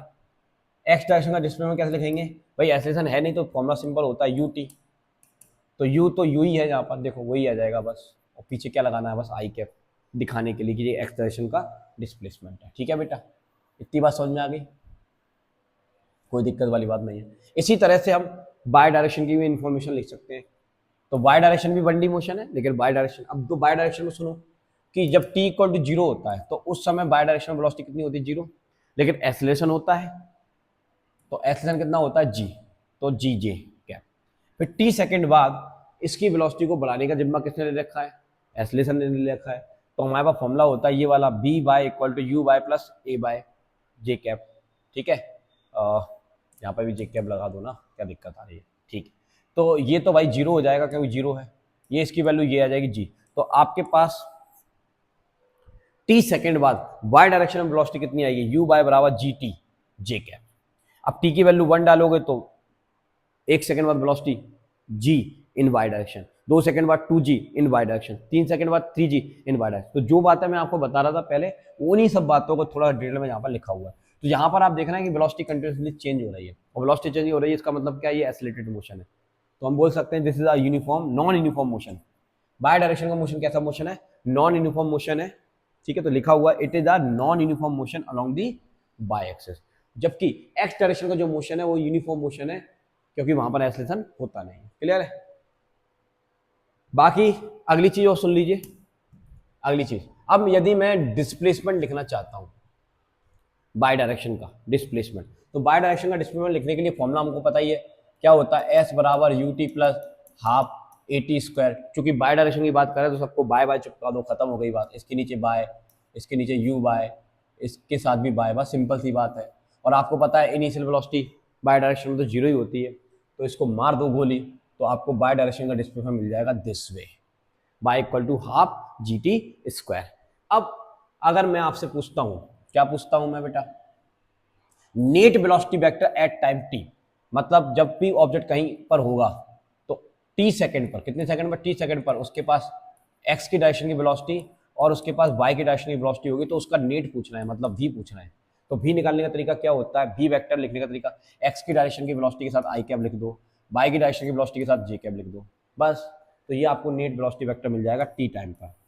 और इस नेट वेलोसिटी वेक्टर का आपको मैग्नीट्यूड निकालना है तो आपको मॉड निकालना आता है, ये आ जाएगा, मॉड निकालना आता है आपको, क्या आ जाएगा, बी एक्स का स्क्वायर प्लस बी वाई का स्क्वायर। अब बी एक्स की वैल्यू टी टाइम पर कितनी है, बी एक्स की वैल्यू यू ही है, और बी वाई की वैल्यू टी टाइम पर कितनी है, जी टी है। तो बस, तो इसकी जगह यू आ जाएगा, इसकी जगह क्या आ जाएगा, जी टी स्क्वायर आ जाएगा, बिल्कुल सिंपल सी बात है। इसी तरह से अगर आप नेट डिस्प्लेसमेंट लिखना चाहते हैं टी टाइम पर, तो एस बराबर x I cap by J cap. अब एक्स की वैल्यू टी टाइम पर यू टी है और बाई की वैल्यू टी टाइम पर ये है। तो अगर आप एक्स के प्लेस पर ये रख देंगे, बाई के प्लेस पर ये रख देंगे, तो आपको टी टाइम का डिस्प्लेसमेंट मिल जाएगा this way, U T I cap plus half g t square multiply में ये कैप। कोई खास बात नहीं है, बिल्कुल आसान है। ये चीज तो मैंने अभी आपको बताई थी, टाइम ऑफ लाइट निकालने के लिए आपको वर्टिकल डायरेक्शन देखनी है, ऐसे निकाल लोगे, ठीक है। रेंज निकालने के लिए आपको हॉरिजॉन्टल डायरेक्शन देखनी है, तो इसमें ऐसे निकाल सकते हैं, ठीक है। एक्सलेशन होता ही नहीं है तो इसको लिखने की जरूरत ही क्या है, डायरेक्ट आ जाएगा horizontal velocity multiply time of light. Time of light पहले ही निकाल चुके हैं, आंसर आ जाएगा, ठीक है। अब एक और चीज मैं बता दूं यहाँ पर, equation of trajectory. Equation of trajectory का मतलब क्या है कि देखो, जब यहाँ पर देखो ये एक्स एक्सिस है, ये वाई एक्सिस है, यहाँ से आप किसी ऑब्जेक्ट को थ्रो कर रहे हैं कुछ वेलोसिटी से, थोड़ी देर बाद ये ऐसे गिरेगी, तो इस टाइम पर ये लोकेशन पी पर आएगी, तो इस, और टाइम होगा टी, तो इसके कोऑर्डिनेट होंगे एक्स कोमा वाई। तो एक्स और वाई को देखते हुए ये जो रास्ता है, इस रास्ते का फॉर्मूला क्या है, इस रास्ते का इक्वेशन क्या है, ट्रेजेक्ट्री का इक्वेशन क्या है, उसको बोलते हैं इक्वेशन ऑफ ट्रेजेक्ट्री। तो हम वो लिखना चाहते हैं, तो बहुत आसान है, कोई दिक्कत नहीं है। इसके लिए सबसे पहले बाय डायरेक्शन में की वैल्यू लिखो और एक्स डायरेक्शन की वैल्यू लिखो। तो बाय डायरेक्शन की वैल्यू तो हमको पता ही है, अभी निकाल के बताई थी, क्या होती है, y equal to half g t square होती है, कोई खास बात नहीं है, ठीक है। और एक्स डायरेक्शन में पोजीशन कितनी होती है, मतलब एक्स डायरेक्शन का डिस्टेंस कितना होता है, यूटी होता है। तो यहाँ से टी की वैल्यू निकाल लोगे, कितनी आ जाएगी, एक्स बटा यू आ जाएगी। तो एक्स डायरेक्शन से आपको टाइम मिल गया इस फॉर्मूले से, और इसमें भी टाइम ही है, तो इस टाइम को इस टाइम के प्लेस पर रख दोगे तो आपको कुछ इस तरह का दिखेगा फॉर्मूला, और इसका स्क्वायर में स्क्वायर कर लोगे तो आपको ये दिख जाएगा। तो अब यहाँ पर आप देखेंगे ध्यान से बेटा, जी एक्सेलरेशन ड्यू टू ग्रेविटी, ठीक है, इसको अभी मैं कांस्टेंट मान लेता हूँ, ठीक है। और u जिस वेलोसिटी से फेंक रहा हूँ, u हॉरिजॉन्टल वेलोसिटी, वो भी कांस्टेंट है, नंबर कांस्टेंट, तो ये पूरा कांस्टेंट हो जाएगा, तो उसको एक नाम दे दिया k। तो अब आप देखेंगे कि y का मल्टीपल क्या है, x, मतलब y is a function of x। x डालते जाऊंगा, y निकालते जाऊंगा, x डालते जाऊंगा, y निकालते जाऊंगा। तो आप देख रहे हैं कि x की पावर 2 है और y की पावर 1 है, और जब x y की पावर 1 हो, x की पावर 2 हो, तो इसका जो रास्ता होता है वो पैराबोलिक होता है, इसलिए ये जो रास्ता है वो पैराबोलिक है। तो ये इक्वेशन किस चीज का है, parabolic equation, this is a parabolic equation, this is a parabolic equation. तो प्रोजेक्टाइल मोशन में जो ट्रेजेक्टरी होता है वो पैराबोलिक होता है, ठीक है बेटा, समझ में आ गई होगी बात। चलो अब कुछ बातें और है हॉरिजॉन्टल प्रोजेक्टाइल से रिलेटेड, उसको भी समझिए। देखिए इधर, यहां से आपने एक ऑब्जेक्ट को फेंका था, थ्रो किया था सामने की तरफ, ठीक है, जो भी वेलोसिटी से थ्रो किया, सपोज दैट यू से फेंका। अब ये धीरे धीरे धीरे धीरे अब यहाँ पर आया होगा, तो इसके पास हॉरिजॉन्टल वेलोसिटी तो यू एक्स बराबर यू ही रहेगी, लेकिन वर्टिकल वेलोसिटी जो होती है आफ्टर टी टाइम बाद वो कितनी हो जाएगी, जीटी हो जाएगी। अब ये जो रिजल्टेंट है, ये जो रिजल्टेंट है वर्टिकल डायरेक्शन से जो एंगल बना रहा है उसको तो मैंने मान लिया बीटा, और ये जो रिजल्टेंट है हॉरिजॉन्टल डायरेक्शन से जो एंगल बना रहा है उसको मैंने मान लिया अल्फा। तो अब यहाँ से हम कुछ भी निकाल सकते हैं, कोई दिक्कत नहीं है, बीटा की वैल्यू निकाल सकते हैं, अल्फा की वैल्यू निकाल सकते हैं।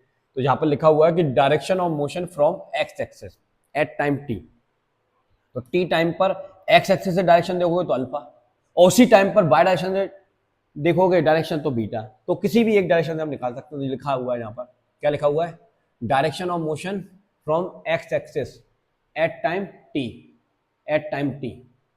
तो ये उल्टा लिख दिया क्या भाई यहाँ पर, मुझे ऐसा लगा, अच्छा ये लिखा हुआ डायरेक्शन एट टाइम टी। तो टेन अल्फा निकालेंगे तो टेन अल्फा क्या आ जाएगा भाई, टेन अल्फा ऐसे बनेगा ना, देखो जो फॉर्मूला है ये अल्फा है, ठीक है। तो ये वैल्यू है यू और ये वैल्यू है आपकी जी टी। तो टेन का फॉर्मूला जानते हैं, परपेंडिकुलर डिवाइडेड बाय बेस, तो परपेंडिकुलर जी टी है और बेस कितना यू है, कोई खास बात नहीं है। तो यहाँ से अल्फा की वैल्यू लिखा लेंगे तो टेन इनवर्स आ जाएगा यहाँ पर।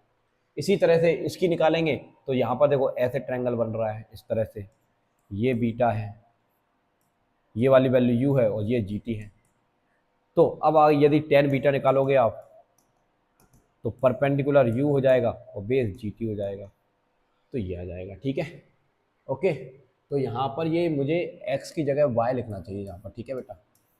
Direction of motion from y axis at time t this, और ये x डायरेक्शन की है, ठीक है, थोड़ा वो करेक्शन वहाँ पर कर लीजिएगा। तो ये दोनों फॉर्मूले आपको समझ में आ गए। अब इसी टाइम पर एक और चीज़ आती है, वेलोसिटी एट ग्राउंड। जब ये ऑब्जेक्ट जाएगी और ग्राउंड को स्ट्राइक करेगी, ये आया और इसने ग्राउंड को स्ट्राइक किया दिस, तो इस लोकेशन पर जब ये स्ट्राइक करेगी इसके पास दो वेलोसिटी है, एक हॉरिजॉन्टल वेलोसिटी है और एक कौन सी वेलोसिटी है, वर्टिकल वेलोसिटी है।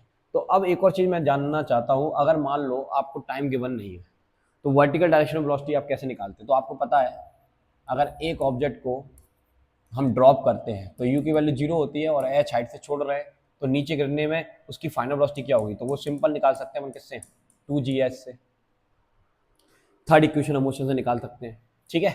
तो बस, तो स्ट्राइकिंग टाइम पर अगर आपको टाइम नहीं पता है तो आप फाइनल वेलोसिटी की जगह ये वाली वेलोसिटी पुट कर सकते हैं। फॉर्मूला वही है वेलोसिटी वेक्टर का, स्ट्राइकिंग वेलोसिटी, नेट वेलोसिटी निकालने का फॉर्मूला क्या है, एक्स के डायरेक्शन की वेलोसिटी बाय के डायरेक्शन की वेलोसिटी। तो एक्स के डायरेक्शन की वेलोसिटी तो यू ही है, और बाय के डायरेक्शन की वेलोसिटी दो तरह से लिखी जा सकती है, टाइम टी पर जीटी लिखी जा सकती है, और अगर आपको टाइम नहीं पता है, हाइट पता है, तो उस बेसिस पर आपको ये लिख सकते हैं। दोनों से आप आंसर निकाल सकते हैं रिजल्टेंट वेलोसिटी का, स्ट्राइकिंग वेलोसिटी का। उसके बाद इसका क्या करोगे आप, अंडरूट कर दोगे, मतलब मॉड निकाल लोगे, मॉड निकालो तो यूज करा जाएगा, इसका अंडरूट कैंसिल हो जाएगा, 2gh आ जाएगा, ये आ गया। और जब ये स्ट्राइक करेगी तो एक्स एक्सिस से कुछ एंगल बनाते हुए स्ट्राइक करेगी, तो आप उस समय उसकी डायरेक्शन भी निकाल सकते हो टेन अल्फा का उपयोग करके। तो ये बेटा सवाल करने के लिए पूरे कंसेप्ट आपको पता होना चाहिए, याद होने चाहिए दिमाग में, तब चीज़ों को आप इजीली कर सकते हैं। एक और बढ़िया चीज़ मैं आपको बता देता हूँ फटाफट से, देखिए जरा, फिर इसका अगला कंसेप्ट हम लेके चलेंगे। क्या है, देखो यहाँ से एक ऑब्जेक्ट को हम थ्रो कर रहे हैं, टी टाइम बाद ये यहाँ आई, इसके पास यू वेलोसिटी है और रिजल्टेंट वेलोसिटी ने अल्फा एंगल बनाया।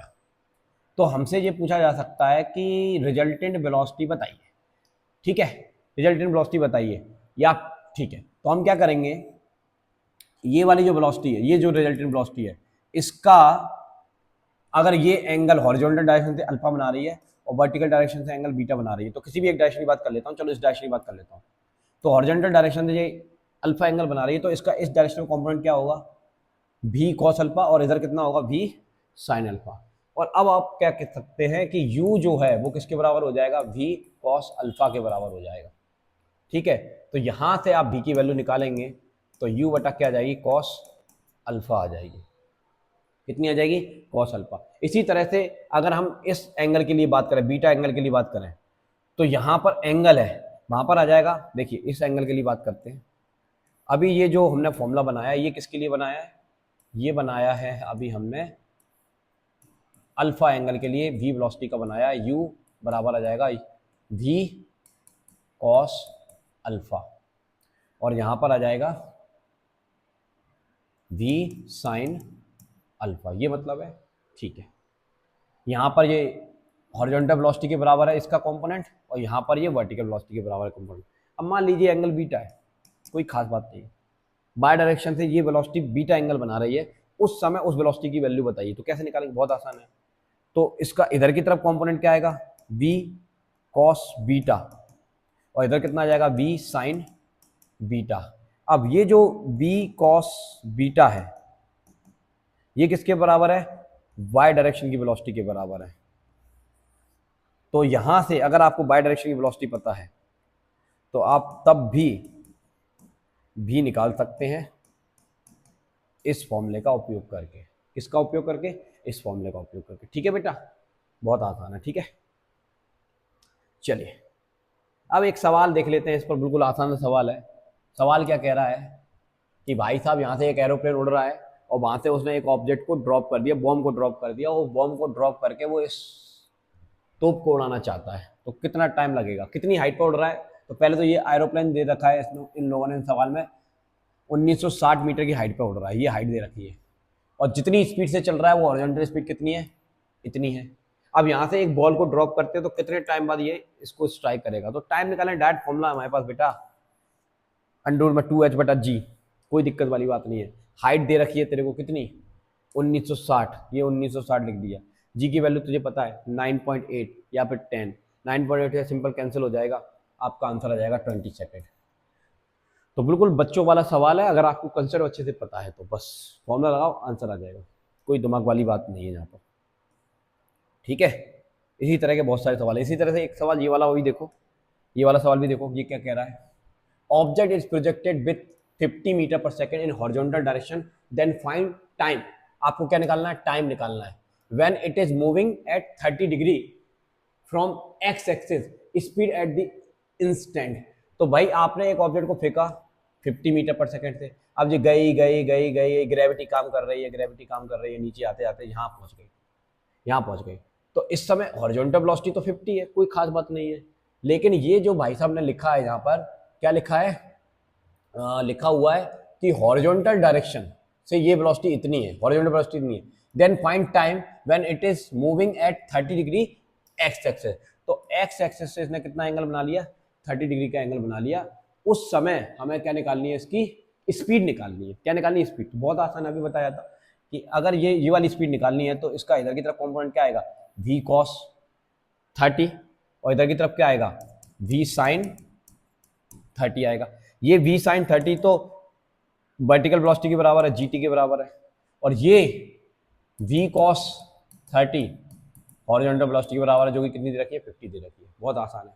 तो अगर आप इस रास्ते से चलते हैं तो v की वैल्यू आ जाएगी आपके सामने, ये देखो इस फॉर्मूले से, इस cos को जहाँ भेजेंगे, cos की जो भी वैल्यू होती है उससे सॉल्व कर लेंगे तो ये आ जाएगी 100/√3, 100/√3 आ जाएगी। ठीक है, √3/2 होती है तो 2 ऊपर चला जाएगा, cos 30 वाली √3/2 होती है ना, तो 2 ऊपर चला जाएगा, 50 को 100 बना देगा वो, ये आ जाएगी। तो ये वेलोसिटी आ गई आपकी। और हमसे क्या पूछ रहे हैं, हम चाहे तो डायरेक्शन भी निकाल सकते हैं। तो डायरेक्शन निकालने के लिए कुछ नहीं करना है, इसमें 10 लगा दो, 10 लगा दोगे तो ये आ जाएगा। 10 का फॉर्मूला क्या होता है, परपेंडिकुलर gt, और बेस कौन है 50, तो gt/50 बस। और 10 30 की वैल्यू 1/√3 होती है, तो यहाँ से सब कुछ कैंसिल हो जाएगा। अच्छा, टाइम निकाला है, टाइम भी निकाल लिया क्या, पूछा है टाइम, हाँ टाइम भी पूछा था, तो टाइम निकाल सकते हैं। भाई देखो, अगर आपको कंसेप्ट पता है तो मैं ये समझता हूँ कि आप कुछ भी क्रिएट कर सकते हैं। तो कंसेप्ट सीखना बहुत इंपॉर्टेंट है, जेई के लिए, नीट के लिए। तो वही चीज पर यहाँ पर काम किया जा रहा है। देखो आंसर बड़ी इजीली से आ जाता है टाइम का। ठीक है, तो ये एक अच्छा क्वेश्चन था ये। इसी तरह से इस क्वेश्चन को एक बार और देख लो, इस क्वेश्चन को भी देखो, फिर अपन आगे बढ़ेंगे। आपको दे रखा है object is projected with this speed, object projected हो रही है 30 आई कैप की रफ्तार से, find its speed at 4 second, 4 second पे उसकी स्पीड बतानी है। तो देखो इतनी स्पीड से फेंका, हॉरिजॉन्टल वेलोसिटी देके 1 second 2 second 3 second 4 second, 4 second पर वो ऑब्जेक्ट यहां पहुंच गई। तो उसके पास एक्स डायरेक्शन की वेलोसिटी कितनी है, 30, बाय डायरेक्शन में वेलोसिटी gt होती है, आपको पता ही है, और हमको बोला है 4 सेकंड। तो 4 सेकंड होने से फायदा ये मिलेगा, g की वैल्यू 10 होती है, 4 रख देंगे तो बाय डायरेक्शन की वेलोसिटी मिल जाएगी, और एक्स डायरेक्शन की वेलोसिटी तेरे को दे रखी है। तो नेट वेलोसिटी लिखने का तरीका क्या होता है, ये होता है फॉर्मूला, एक्स डायरेक्शन की वेलोसिटी बाय डायरेक्शन की वेलोसिटी। और हमको नेट स्पीड निकालनी है तो भाई मॉड निकाल लेंगे, ये तो करके धड़ाक आंसर। तो इतनी सी बात दी है और कंसेप्ट पता है, आप उड़ा सकते हैं। बहुत आसान सवाल है बेटा, कोई खास बात नहीं है। इसी तरह से ये एक सवाल है, ये सवाल काफी अच्छा सवाल माना जाता है। इसमें कुछ बातें आपसे पूछी जा रही हैं, ध्यान सुनिएगा। एक बॉल को हम ड्रॉप कर रहे हैं h हाइट से, उसी हाइट से एक बॉल को u वेलोसिटी से फेंक रहे हैं, एक बॉल को 2u वेलोसिटी से फेंक रहे हैं, ठीक है। तो ये तो नीचे गिर जाएगा, तो ये वाली जो बॉल गिरती है उसका रेंज r1 है, ये वाली जो बॉल गिरती है उसका रेंज r2 है। तो क्या पूछा जा रहा है वो हमसे पूछ लेते हैं। Find time of flight, striking velocity, net velocity, range, कुछ भी, बहुत सारी चीजें पूछ रहे हैं। तो सबसे पहले तो हमें पता है रेंज निकालने का फॉर्मूला क्या होता है। ये फॉर्मूला होता है सर r बराबर ut, कोई खास बात नहीं है। तो अगर हम बॉल b की बात करते हैं तो बॉल b की वेलोसिटी कितनी है u, और टाइम कितना लग रहा है उसको गिरने में, सपोज दैट t, तो ये उसका रेंज आ गया। इसी तरह से इसका रेंज निकालें तो 2u, तो ये आपका सी बॉल का रेंज आ जाएगा। और भाई ये तो सीधी नीचे गिर रही है तो इसका रेंज तो 0 ही होगा, क्योंकि ये इधर उधर तो गई ही नहीं है, तो उसको तो छोड़ो, तो ड्रॉप करके सो गया। अब हम बात करें टाइम की, किसकी, टाइम ऑफ फ्लाइट की। तो टाइम ऑफ फ्लाइट की अगर हम बात करते हैं तो सेम हाइट से हम फेंक रहे हैं, और टाइम ऑफ फ्लाइट का जो फॉर्मूला होता है अंडर में 2h/g होता है, वो वेलोसिटी पर तो डिपेंड ही नहीं कर रहा, u से फेंका या 2u से फेंका, वो किस पर डिपेंड कर रहा है, हाइट पर डिपेंड कर रहा है, g पर डिपेंड कर रहा है। तो इसका मतलब इन दोनों का टाइम ऑफ फ्लाइट नीचे गिरने का सेम ही होगा, दिस एंड दिस, क्योंकि दोनों को सेम हाइट से आपने फेंका है। अच्छा, अब यदि हम स्ट्राइकिंग वेलोसिटी की बात करें तो स्ट्राइकिंग वेलोसिटी का फॉर्मूला क्या होता है, अंडर में 2gh होता है। तो सर ये भी हाइट पर डिपेंड कर रहा है और हाइट फिक्स है, तो मतलब स्ट्राइकिंग वेलोसिटी भी दोनों की कैसी होगी, तीनों की सेम होगी। इसके नीचे गिरने की, ये भी तो हाइट से ही गिर रहा है भाई तीनों की वेलोसिटी सेम होगी। देख कितना बढ़िया सवाल है, बस रेंज चेंज हो जाएगा, बट बाकी टाइम ऑफ फ्लाइट और क्या बोलते हैं स्ट्राइकिंग वेलोसिटी सब सेम आ जाएगी। तो ये भी सेम आ जाएगी, ये भी सेम आ जाएगी, क्योंकि वो बेटा इनिशियल वेलोसिटी पे डिपेंड ही नहीं कर रही, कोई खास बात नहीं। अच्छा, तो ये आपने समझ लिया, ये सब चीजें आ गई। इसके बाद अपन से क्या पूछा जा रहा है, नेट वेलोसिटी, थर्ड पॉइंट की बात कर रहे हैं। तो नेट वेलोसिटी ए की बात करेंगे तो ए के पास एक्स की डायरेक्शन में तो वेलोसिटी है ही नहीं, केवल बाई की डायरेक्शन में वेलोसिटी है, तो नेट वेलोसिटी उसका ये फॉर्मूला होता है। अब यदि हम बी बॉल की बात करेंगे तो उसके पास एक्स की डायरेक्शन की वेलोसिटी कितनी है, यू है, और बाई की डायरेक्शन की वेलोसिटी कितनी है, ये है। तो नेट वेलोसिटी कैसे लिखेंगे, you I cap plus by direction की वेलोसिटी जे कैप। मॉड निकाल दे भाई यार, कोई बड़ी बात नहीं है, यूज कर और इसका वो कैंसिल हो जाएगा, ठीक है। इसी तरह से इनिशियल डायरेक्शन में सी ऑब्जेक्ट के पास वेलोसिटी 2u है और बाई डायरेक्शन वेलोसिटी सेम ही है, ये आ जाएगा। कितना बढ़िया और प्यारा कंसेप्चुअल क्वेश्चन है, बहुत सारी बातें आपकी क्लियर की होगी। चलिए अब मैं आपको अगले कंसेप्ट की तरफ लेके चल रहा हूँ। सवाल बहुत सारे हैं, नेक्स्ट वीडियो में सवाल मैं और भी कराऊंगा, अभी फिलहाल मुझे मेरा टारगेट है इसके पूरे कंसेप्ट आपको समझाना। चलिए अब हम लेकर चलते हैं आपको अगले टॉपिक की तरफ, जिसका नाम है ग्राउंड टू ग्राउंड प्रोजेक्टाइल, यानी कि एंगुलर प्रोजेक्टाइल। ग्राउंड से फेंका, ग्राउंड पे जाके गिरा, वहां पर हम हाइट से फेंक रहे थे। तो कुछ बातें पहले आप समझ लीजिए फटाफट से डायग्राम को देखकर। कुछ बातें ये हैं कि देखिए ये आपका एक्स एक्सिस हो गया, ये बाय एक्सिस हो गया, दिख रहा है आपको, ये बाय और ये एक्स एक्सिस, कोई खास बात नहीं है, दिख गया। एक्स डायरेक्शन में यूनिट वेक्टर आई कैप, बाय डायरेक्शन में यूनिट वेक्टर जे कैप, कोई दिक्कत वाली बात नहीं है। अब देखो, अब यहां से हम एक ऑब्जेक्ट को थ्रो कर रहे हैं u वेलोसिटी से, तो इस वेलोसिटी को थीटा एंगल बनाते हुए फेंक रहे हैं, इसलिए इसका नाम रख दिया हमने एंगुलर वेलोसिटी। जिस एंगल से फेंक रहे हैं उसको एंगल ऑफ प्रोजेक्शन, जिस पॉइंट से फेंक रहे हैं उसको पॉइंट ऑफ प्रोजेक्शन, ये पहले भी बात की जा चुकी है, ठीक है। और ये जो रास्ता होता है, रास्ते को बोलते हैं ट्रेजेक्ट्री, या हम बोल सकते हैं पाथ ऑफ प्रोजेक्टाइल, ये भी बात हमने कर ली थी। तो ये जो ऑब्जेक्ट है पहले जाए, यहां पहुंचेगी, यहां पहुंचेगी, मैक्सिमम हाइट पे पहुंचेगी, तो this is a maximum point, इसको मैक्सिमम पॉइंट कह देंगे। तो अर्थ की सरफेस से जितना मैक्सिमम पॉइंट उसने अचीव किया उसको बोलते हैं उसकी मैक्सिमम हाइट। उसके बाद तो ये हॉरिजॉन्टल प्रोजेक्टाइल ही हो गया सेम, ठीक है, कोई खास बात नहीं है। अब अगली बात सुनिए, और क्या लिखा हुआ है यहाँ पर कि यहां से चला पॉइंट ऑफ प्रोजेक्शन से और ये ऐसे नीचे गिर गया यहाँ पर, तो ऊपर गया और फिर वापस नीचे आया। तो इस पूरे साइकिल में ऊपर गया फिर नीचे आया, जो टाइम लगा इसको बोलते हैं टोटल टाइम, या फिर टाइम ऑफ फ्लाइट, जिसको हम किससे लिखेंगे, टी से लिखेंगे। क्या लिखेंगे, टी से। यहां से फेंका, इसको पॉइंट ऑफ प्रोजेक्शन बोलते हैं, और यहां पर जाकर स्ट्राइक किया, इसको बोलते हैं point of strike, point of striking बोलते हैं, ठीक है बेटा। अब जिस वेलोसिटी से फेंका उसका नाम u है, इस u को डिसॉल्व कर सकते हैं टू कंपोनेंट में, एक हो जाएगा आपका, रिजॉल्व कर सकते हैं, सॉरी डिसॉल्व नहीं, रिजॉल्व करेंगे यहाँ पर, ठीक है, गोल थोड़ी ना रहे हैं, रिजॉल्व कर लिया। तो एक्स डायरेक्शन की वेलोसिटी आ जाएगी यू एक्स और वाई डायरेक्शन की वेलोसिटी आ जाएगी यू वाई। यहाँ एंगल होता है वहां पर यू कॉस थीटा, यहाँ एंगल नहीं होता वहां पर यू साइन थीटा। ठीक है बेटा, कोई खास बात नहीं है, इतनी बात समझ में आ गई। अब यहां से फेंका यहां गिरी, तो ये जो हॉरिजॉन्टल डायरेक्शन में जितना चला है उसको आर बोलते हैं, जिसको बोलेंगे हॉरिजॉन्टल रेंज। ठीक है बेटा, हॉरिजॉन्टल रेंज।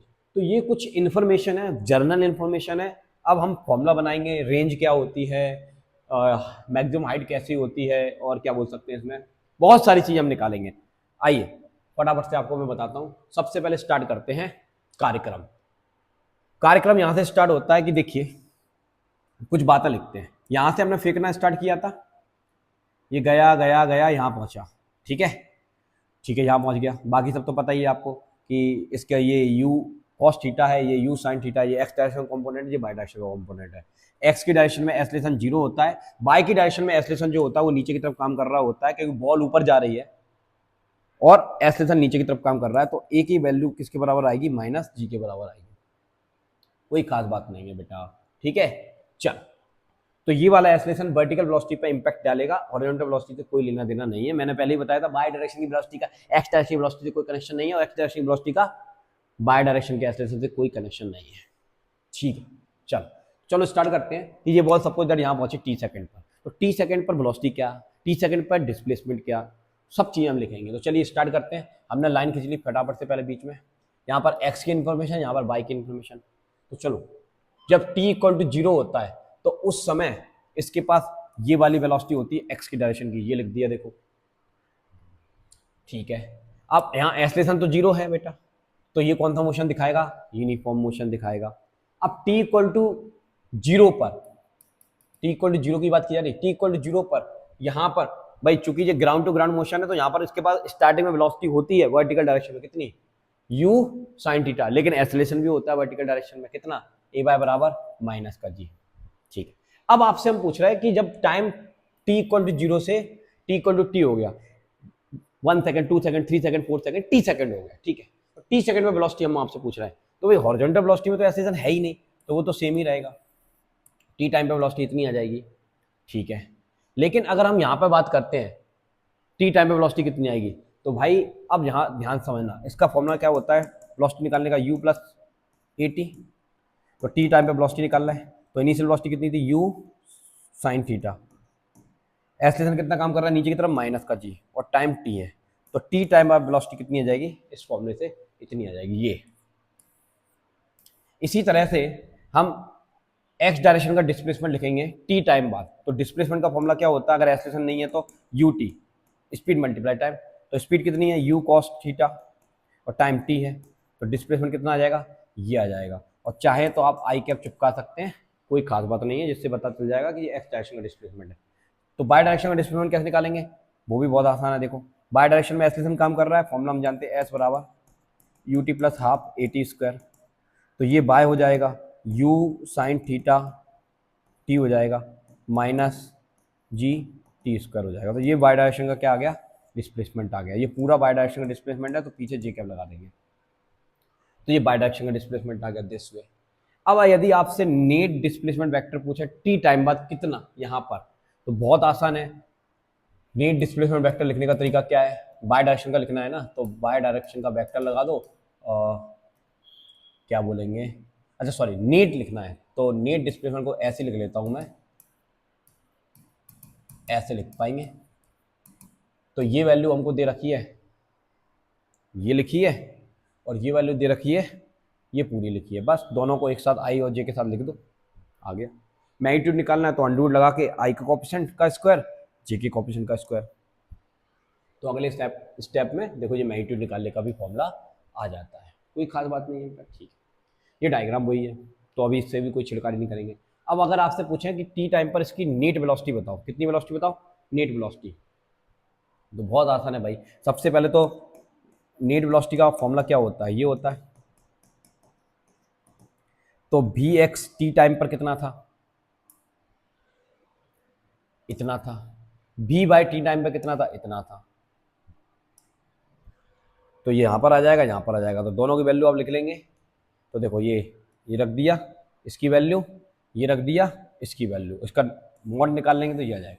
तो टी टाइम पर नेट वेलोसिटी आपकी ये होगी और उसका मैग्नीट्यूड ये होगा। कोई खास बात नहीं है, कोई खास बात नहीं है। अब एक खास बात मैं और बताना चाहूँगा आपको कि जैसे हमने यहाँ से फेंका, ये यहाँ पहुँचा, इस समय इसकी नेट वेलोसिटी भी है, मतलब ये।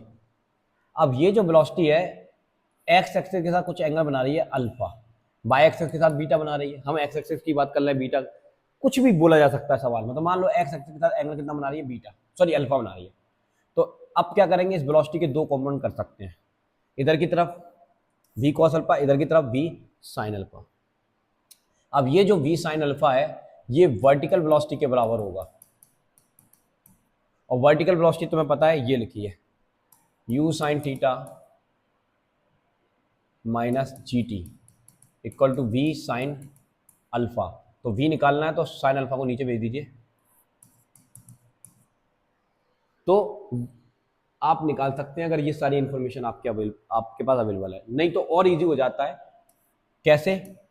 क्योंकि ये जो b ने इधर की तरफ जो एंगल बनाया अल्फा, तो इधर कंपोनेंट मिल रहा है b cos अल्फा, और b cos अल्फा किसके बराबर है, हॉरिजॉन्टल वेलोसिटी के बराबर है। तो ये वाला इक्वेशन मिलेगा। तो यहाँ से b की वैल्यू निकालना है बस। तो इतनी सी इन्फॉर्मेशन है तो निकाल लो, और इतनी सारी इन्फॉर्मेशन है तो निकाल लो। अगर आपको टाइम वाइम ये फालतू चीजें ना पता हो, एंगल मैंगल में बात की जा रही है, तब हम इस रास्ते पे जाएंगे।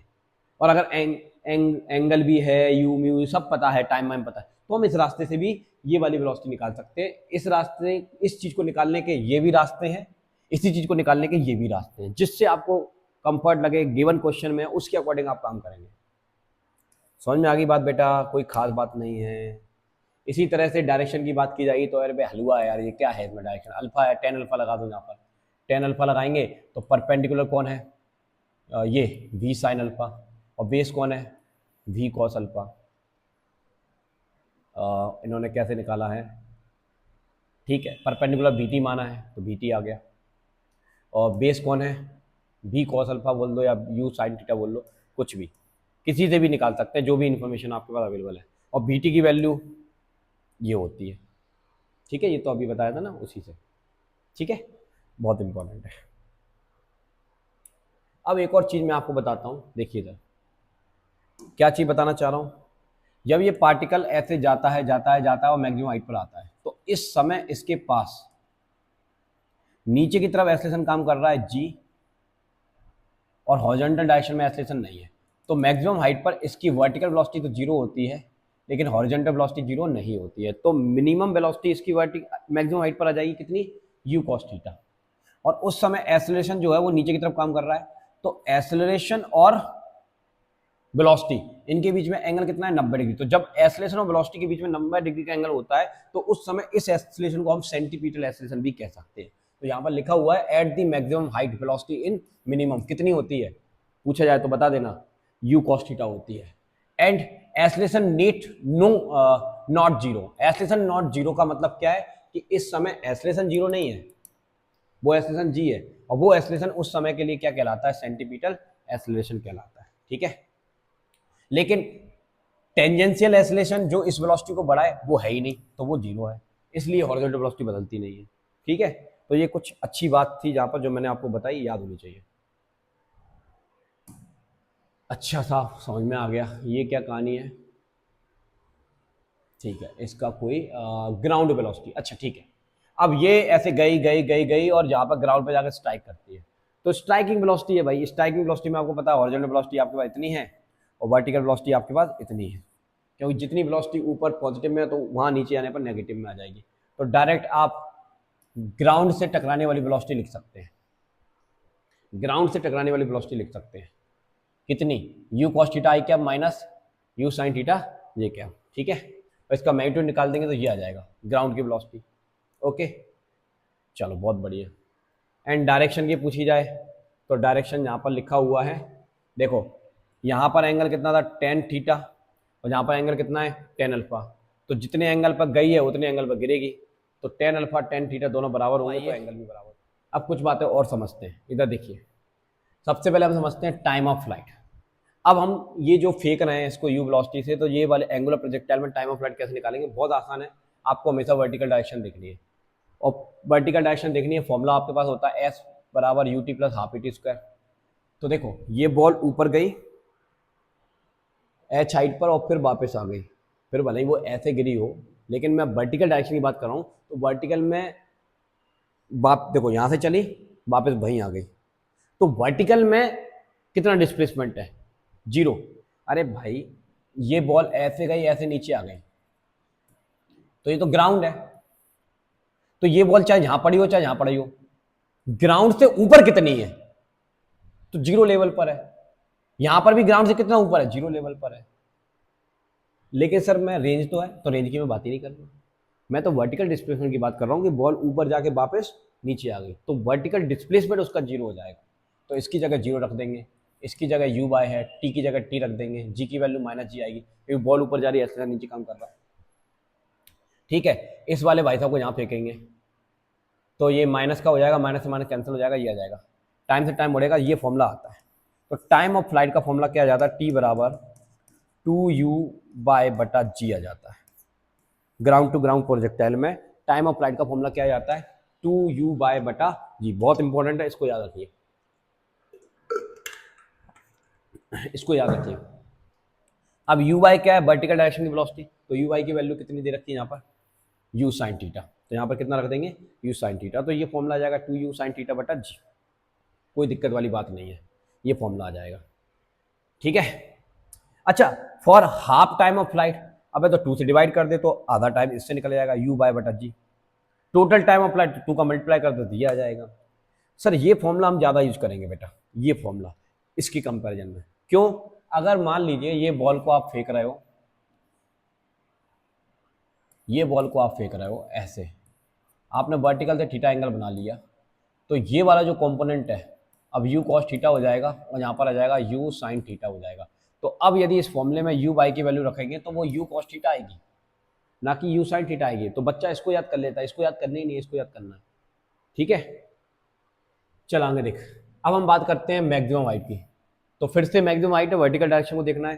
देखो इनिशियल वेलोसिटी अपने पास है वर्टिकल डायरेक्शन में कितनी, इतनी, और फाइनल वेलोसिटी वर्टिकल डायरेक्शन में मैक्सिमम हाइट पे कितनी हो जाती है, 0। बिल्कुल सिंपल, तो ये फॉर्मूला लगा दिया, v square equal to you square plus के 2as। तो ये मैक्सिमम हाइट पर 0 है, इनिशियल वेलोसिटी u बाय है, सॉल्व मोल किया, ये आ गया। तो h की वैल्यू आ जाती है, याद रखना h की वैल्यू कितनी आती है, u बाय स्क्वायर बटा 2g। अब हमें ये फॉर्मूला याद रखना है बेटा, क्योंकि u बाई की वैल्यू तो बदल सकती है, तो u बाई की वैल्यू फिलहाल इन दिस केस कितनी है, u साइन थीटा। तो आपको फॉर्मूला मिल जाएगा u square sine square theta बटा 2g मैक्सिमम हाइट का। अब बच्चा इस फॉर्मूले को याद कर लेता है, अगर एंगल चेंज कर दूंगा तो दिक्कत आ जाएगी, तो आप इसको याद रखिए, निकालने का तरीका बिल्कुल आसान है। चलो रेंज की बात कर लेते हैं, रेंज में हम केवल हॉरिजॉन्टल डायरेक्शन को देखते हैं, तो हॉरिजॉन्टल डायरेक्शन को देखते हैं, तो देखो हॉरिजॉन्टल वेलोसिटी इतनी है, एस लेसन 0 होता है और रेंज को हम r लिखते हैं, तो ये फॉर्मूला लगा लो। ठीक है, इस फॉर्मूले में ए तो है ही नहीं, तो जो कट जाएगा, तो सिंपल मैं बोलता हूँ हमेशा distance equal to speed multiply time. तो स्पीड हॉरिजॉन्टल स्पीड और टाइम तो हॉरिजॉन्टल प्रोजेक्टाइल मोशन में सेम ही होता है। ठीक है, तो ये टी की वैल्यू को यहाँ रख देंगे तो ये आ जाएगा। तो अब आपके पास रेंज का फॉर्मूला आ गया है 2ux बाय बटा जी, इसको याद रखिए। अब ux की वैल्यू कितनी है, ux की वैल्यू u cos थीटा है, u बाई की u sin थीटा है, तो ये आपको देखने को मिल जाएगा।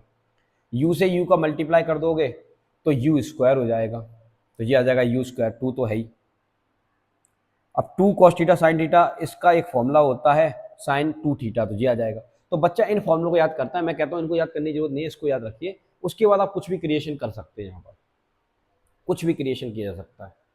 ठीक है, जैसे इस सवाल की बात करते हैं। अब इस सवाल में आपको एक वेक्टर दे दिया, इनिशियल वेलोसिटी का वेक्टर दे दिया 2i कैप 3j कैप, और थीटा पूछ रहे हैं। 2i कैप में i की वैल्यू कितनी, मतलब x की डायरेक्शन की वेलोसिटी ये है और y की डायरेक्शन की वेलोसिटी ये है। ठीक, अब आपसे पूछ रहा है फाइंड, टाइम निकालो, रेंज निकालो, h निकालो, थीटा निकालो, सब निकाल दोगे बेटा। क्यों, क्योंकि टाइम का फॉर्मूला क्या होता है, अभी बताया था मैंने, 2u बटा जी। ठीक है, और हाइट का फॉर्मूला क्या होता है, u बाय स्क्वायर बटा 2g। ठीक है, और रेंज का फॉर्मूला क्या होता है, ux u बाय बटा जी। एक बार चेक कर लूँ मैं बेटा, रेंज का फॉर्मूला 2ux u बाय बटा जी। हाइट का चेंज कर लूँ एक बार, हाइट का यही था ना, हाइट का यू स्क्वायर बटा 2g करेक्ट है, और टाइम का 2u बटा g, ठीक है। थोड़ा सा फॉर्मूला ध्यान रखिएगा, नहीं है तो डेरिवेशन अपन ने करके दिखाई कैसे निकालना होता है। ये सब फॉर्मूले लिखे, कोई खास बात नहीं, सब लिखा है। अब आपको सब पता है, देखो ये कौन सी वेलोसिटी है, यू वाई की वेलोसिटी है, ये यू एक्स की वेलोसिटी है। बस अब रखते जाइए, आंसर निकालते जाइए। चलो टाइम निकालना है, टाइम निकालना है तो देखो 2u/3 और बटा क्या है जी की वैल्यू 10 रख लेंगे, देखो टाइम निकल जाएगा। रेंज निकालनी है, ये वाला फॉर्मूला लगाइए, दोनों कंपोनेंट पता है, जी की वैल्यू पता है, रेंज आ गई। हाइट पूछिए, जी वाला फॉर्मूला लगाइए, ये हाइट आ जाएगी आपकी। तो कितना आसान हो गया, केवल ये एक वेलोसिटी की बेसिस पर आपने इसकी हाइट निकाल ली, टाइम निकाल लिया, रेंज निकाल लिया। क्यों? क्योंकि आपको बेसिक फॉर्मूला पता है। थीटा मीटा के चक्कर में पड़ेगा, लेट जाएगा बेटा। अब सर थीटा भी तो निकालना है, तो थीटा तो हम किसी भी तरीके से निकाल सकते हैं। ये हमको पता है 3 है, ये हमको पता है 2 है, तो जरूरी नहीं है थीटा निकालने के लिए कुछ और हथियार अपनाएंगे। 10 थीटा लगा लो बेटा यहाँ पर, बस परपेंडिकुलर बटा बेस दो, 3/2 थीटा आ गया, ये थीटा आ गया, खत्म। बिल्कुल आसान है, ठीक है।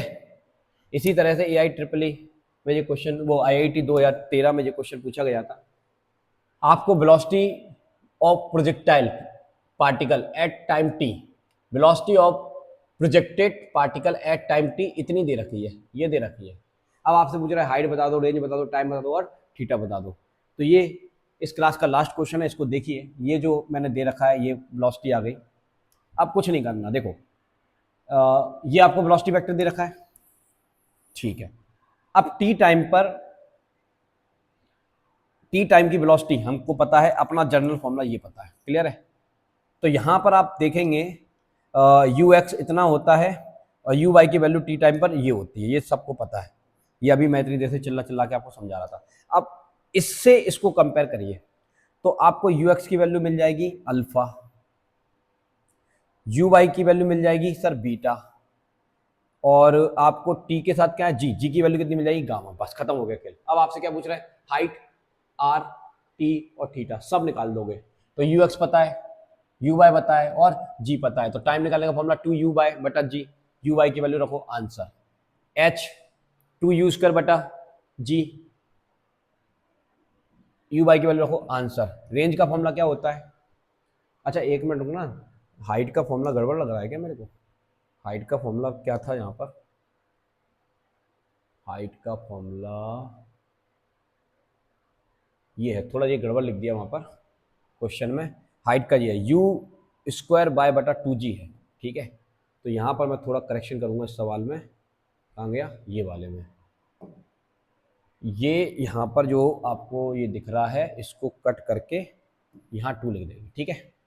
तो इसका आंसर भी थोड़ा चेंज आएगा, ठीक है। ये यू बाई की वैल्यू कितनी है बीटा स्क्वायर बटा 2 और जी की वैल्यू कितनी है गामा, तो ये आपका आंसर आएगा। रेंज क्या होती है 2ux यू वाई बटा जी, तो यू एक्स की वैल्यू अल्फा, यू वाई की वैल्यू बीटा, तो 2 अल्फा बीटा बटा गामा आंसर। और एंगल निकालना है तो टेन थीटा बराबर परपेंडिकुलर बटा बेस, तो वो तो आप निकाल ही सकते हैं, परपेंडिकुलर बटा बेस कर देंगे। अरे भाई ऐसे, ये थीटा है तो ये यू वाई है, ये यू एक्स है, तो परपेंडिकुलर बटा बेस ये आ जाएगा।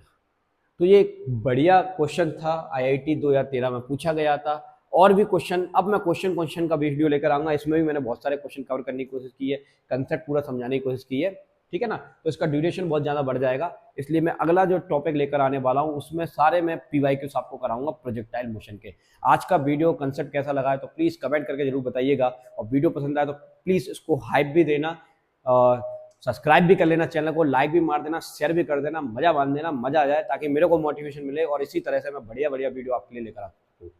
जय हिंद, जय भारत, थैंक यू।